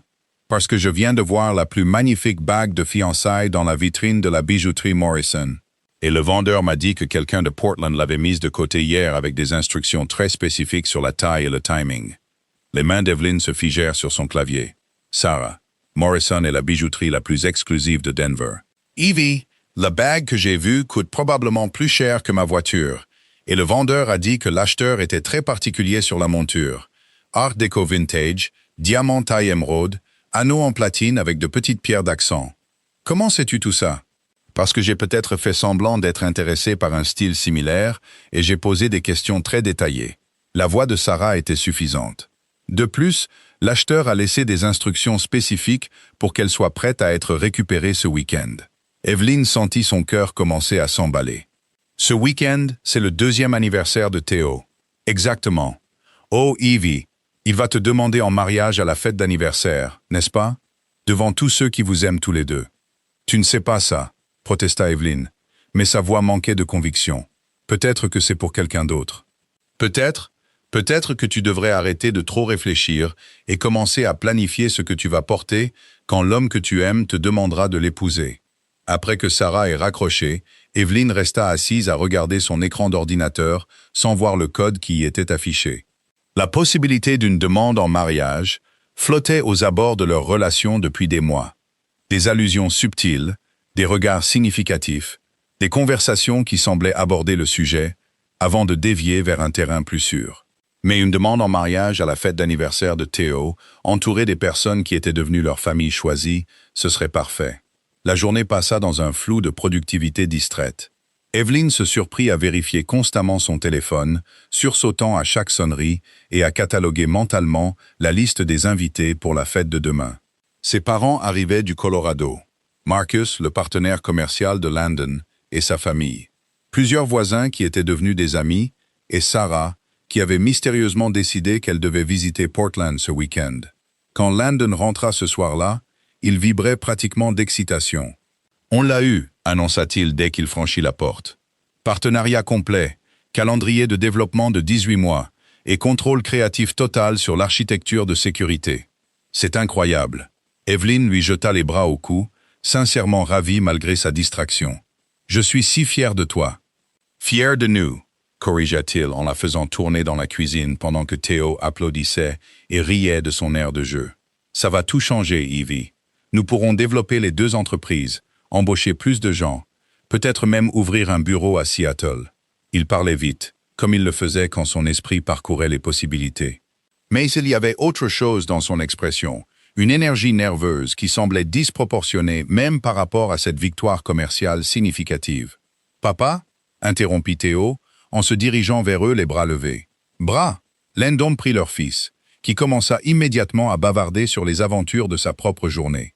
Alors qu'Evelyn les regardait ensemble, Landon écoutant avec une attention totale l'histoire insensée de Théo, le visage de leur fils brillant de joie d'avoir l'attention de son père, elle sentit le serrement familier dans sa poitrine, qui venait d'aimer quelqu'un si fort que ça faisait presque mal. « Demain va être parfait », dit soudainement Landon, la regardant par-dessus la tête de Théo. « La fête, je veux dire, tout va être parfait. » Le lendemain matin se leva clair et chaud, inhabituel pour un mois d'octobre à Portland.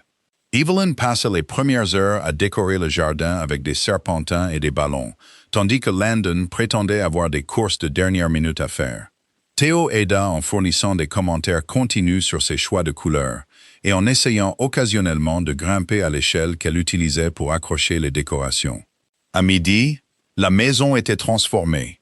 Le jardin ressemblait à quelque chose sorti d'un magazine, avec des tables couvertes de nappes joyeuses, un château gonflable qui avait nécessité d'importantes négociations pour passer par le portail latéral, et assez de nourriture pour nourrir une petite armée. Théo, vêtu de sa tenue d'anniversaire spéciale, une chemise à boutons et un minuscule pantalon kaki, qui le faisait paraître déchirant de maturité, était fou de joie. Les invités commencèrent à arriver à 13 heures. Les parents d'Evelyn, qui étaient tombés complètement amoureux de Landon et de leur petit-fils au cours des 6 derniers mois, arrivèrent avec des cadeaux probablement trop chers et certainement trop nombreux.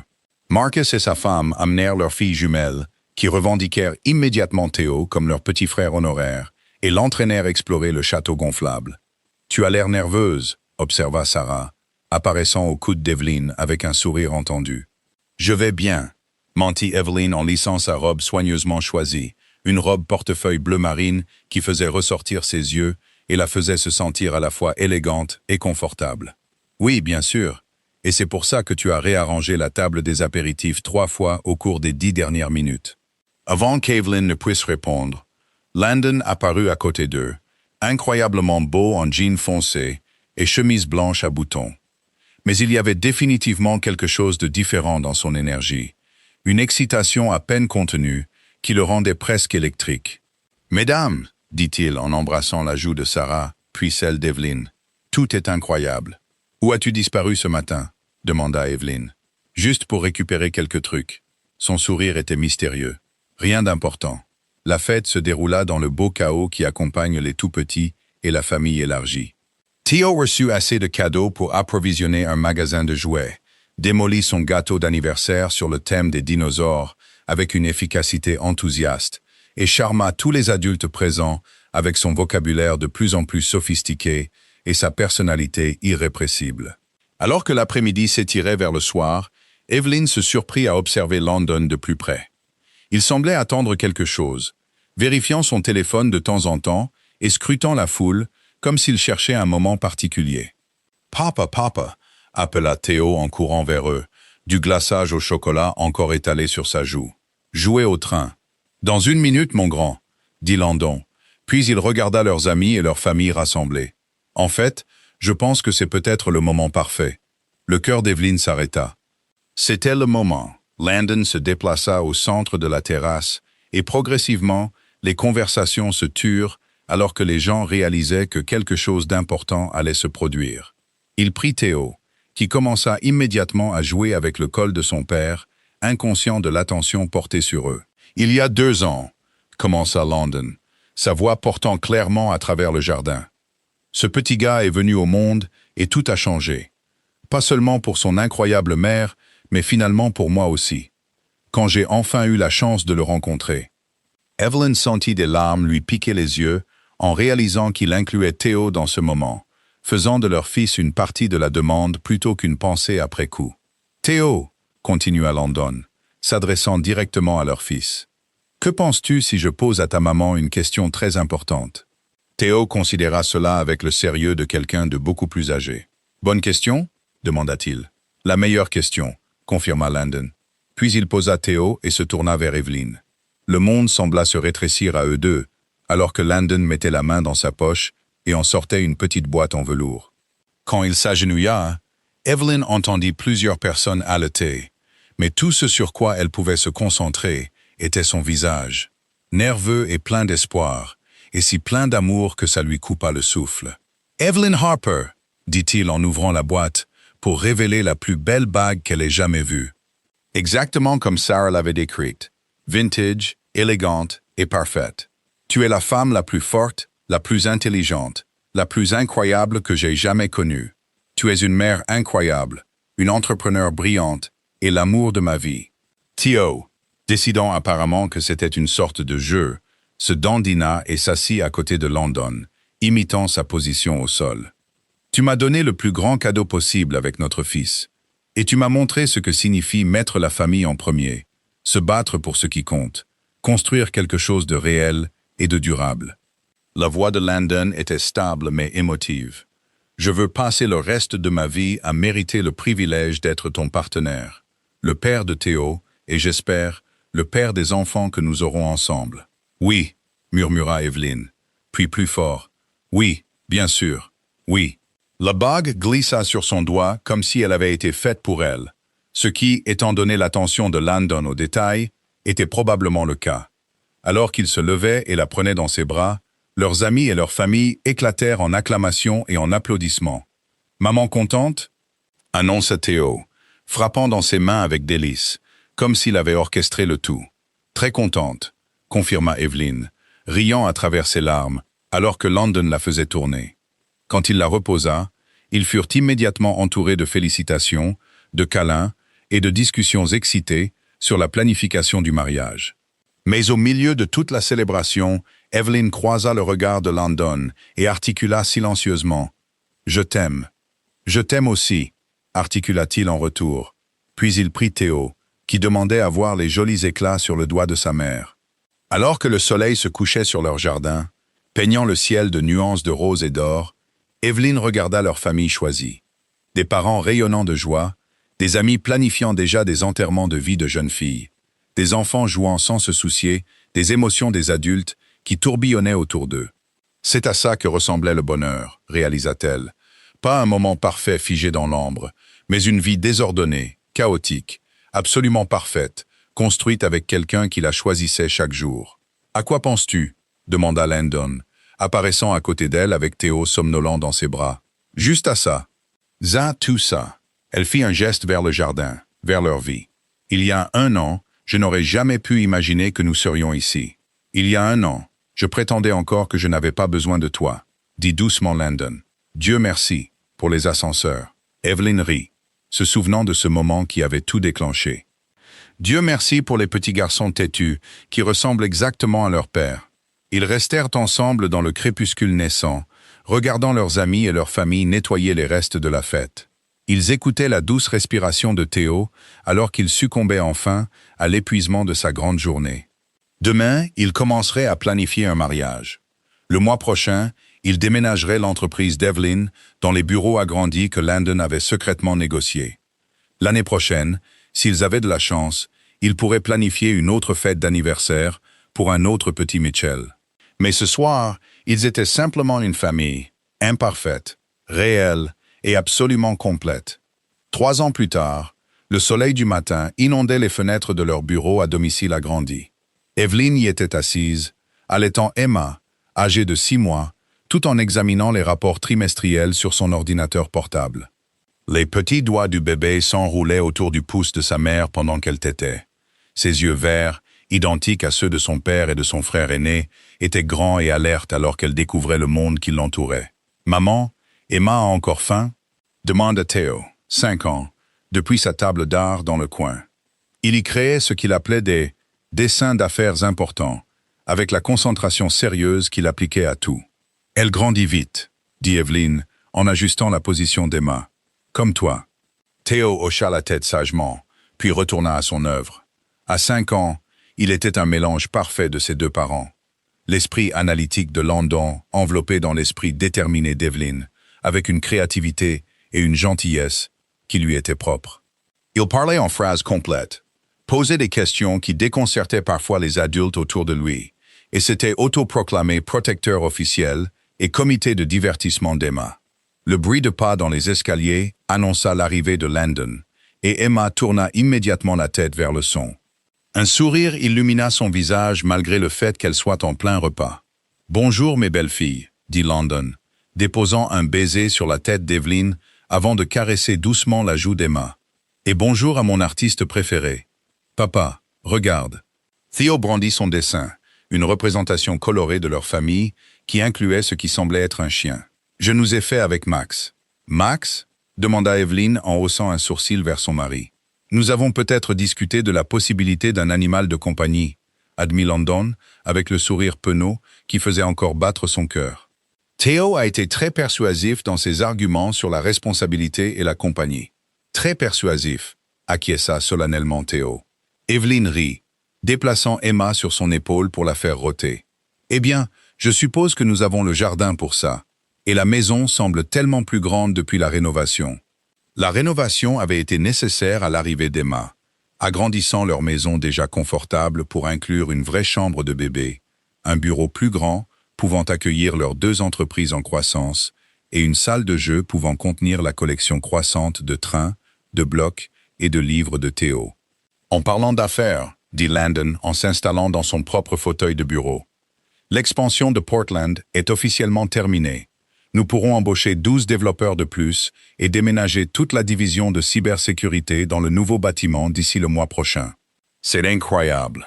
Evelyn sentit la montée familière de fierté et d'excitation. Leurs entreprises avaient dépassé leurs projections les plus folles, devenant l'un des partenariats technologiques les plus innovants du nord-ouest du Pacifique. Ce qui avait commencé comme des entreprises distinctes avait évolué en une opération intégrée qui complétait parfaitement leur partenariat personnel. Et, continua Landon, sa voix prenant un ton particulier qu'Evelyn avait appris à reconnaître, Shen Industries veut discuter de l'expansion du partenariat à l'international. Il parle de bureaux à Tokyo et à Londres. Cela signifierait des voyages, dit Evelyn prudemment. Pas beaucoup, et jamais pour plus de quelques jours à la fois. Et seulement si nous sommes tous les deux d'accord que c'est bon pour notre famille. Les priorités de Landon avaient été réorganisées de façon permanente il y a 3 ans, lorsque Théo l'avait appelé « papa » pour la première fois. Le succès commercial comptait, mais il ne se ferait plus jamais au détriment des personnes qu'il aimait. Emma termina son repas et commença immédiatement la version bébé de la demande d'attention de son père. Landon l'a pris avec la facilité d'un homme qui avait appris que les soins aux nourrissons n'étaient qu'une autre compétence à maîtriser. Il l'installa contre sa poitrine, où elle attrapa rapidement une poignée de sa chemise et tenta de la manger. « Tu te souviens quand on pensait qu'on était occupé avant Emma ?» demanda Evelyn, regardant son mari s'occuper de leur fille avec la même attention concentrée qu'il apportait aux négociations de plusieurs millions de dollars. « Je me souviens de penser que je savais ce qu'était l'amour avant de te rencontrer, » répondit Landon. « Puis de penser que je le comprenais complètement quand j'ai tenu Théo pour la première fois. Et puis Emma est arrivée et a rendu tout ça encore plus grand. » Théo leva les yeux de son dessin. « L'amour grandit quand les familles grandissent, » annonça-t-il avec la sagesse de quelqu'un qui était récemment devenu grand frère. Comme des ballons. Exactement comme des ballons, acquiesça Evelyn, s'émerveillant de la façon dont son fils de 4 ans pouvait distiller des émotions complexes en métaphores parfaites. La routine matinale continua autour d'eux, Landon répondant aux appels du bureau de Londres tout en berçant Emma. Théo fournissant des commentaires colorés sur tout, de la météo au nouveau jardin des voisins. Evelyn gérant les emails des clients, tout en planifiant mentalement le dîner, et en se demandant s'ils avaient assez de couches pour la journée. C'était magnifiquement, chaotiquement normal. « Oh !» dit soudainement Landon. « J'ai failli oublier. Nous avons reçu une invitation hier. Pourquoi? Le mariage de Victoria. Elle épouse un dirigeant de la tech britannique qu'elle a rencontré à Londres. L'invitation dit qu'elle a trouvé quelqu'un qui apprécie à la fois l'ambition et l'authenticité, quoi que cela signifie. » Evelyn ressentit une chaude surprise à la nouvelle. Au cours des 3 dernières années, Victoria avait envoyé des emails occasionnels, des nouvelles de sa vie à Londres, des félicitations pour la naissance d'Emma, et même une magnifique couverture de bébé, faite à la main, qu'Evelyn soupçonnait Victoria d'avoir confectionné elle-même pendant ce qu'elle avait décrit comme une « phase de bricolage thérapeutique ». « C'est merveilleux », dit sincèrement Evelyn. « Je suis heureuse pour elle. Tu es surprise? » « Pas vraiment. Elle avait juste besoin de trouver quelqu'un qui voulait la même chose qu'elle. » Evelyn ajusta sa position, s'installant plus confortablement dans son fauteuil. « Je pense qu'elle a passé tellement de temps à essayer de correspondre à ce qu'elle pensait devoir vouloir, qu'elle a oublié de découvrir ce qu'elle voulait vraiment. » Théo apparut soudainement à côté du fauteuil de Landon, ayant terminé son chef-d'œuvre. « Papa, on peut aller au parc aujourd'hui? » Emma aime les balançoires. Emma aime tout ce qui implique du mouvement et de l'attention, dit Landon, extrayant doucement sa chemise de la prise déterminée de leur fille. « Mais oui, nous pouvons aller au parc après le déjeuner. On peut apporter les trains. Nous pouvons apporter 2 trains, négocia Evelyn. La locomotive rouge et un wagon. » Théo réfléchit attentivement. Le wagon bleu est acceptable. Alors que Théo courait pour commencer le processus complexe de sélection des jouets dignes d'une expédition au parc, Evelyn se surprit à regarder leur espace de bureau partagé. Les photos de famille mélangées aux récompenses professionnelles, la boîte à jouets discrètement rangée derrière le bureau de Landon, la balancelle pour bébé qui était devenue un élément permanent à côté de la fenêtre. Il y a 3 ans, elle n'aurait jamais pu imaginer cette version du succès. Elle pensait vouloir l'indépendance, la reconnaissance professionnelle, la satisfaction de construire quelque chose entièrement par elle-même. Elle avait obtenu tout cela, Mais elle avait aussi découvert que les meilleures réalisations étaient celles que l'on partageait avec des gens qui vous aimaient exactement comme vous étiez. « À quoi penses-tu » demanda Landon, suivant son regard autour de la pièce. « Juste à quel point c'est différent de ce que je pensais vouloir. Mieux différent ou moins bien différent? Beaucoup mieux différent. » Elle lui sourit.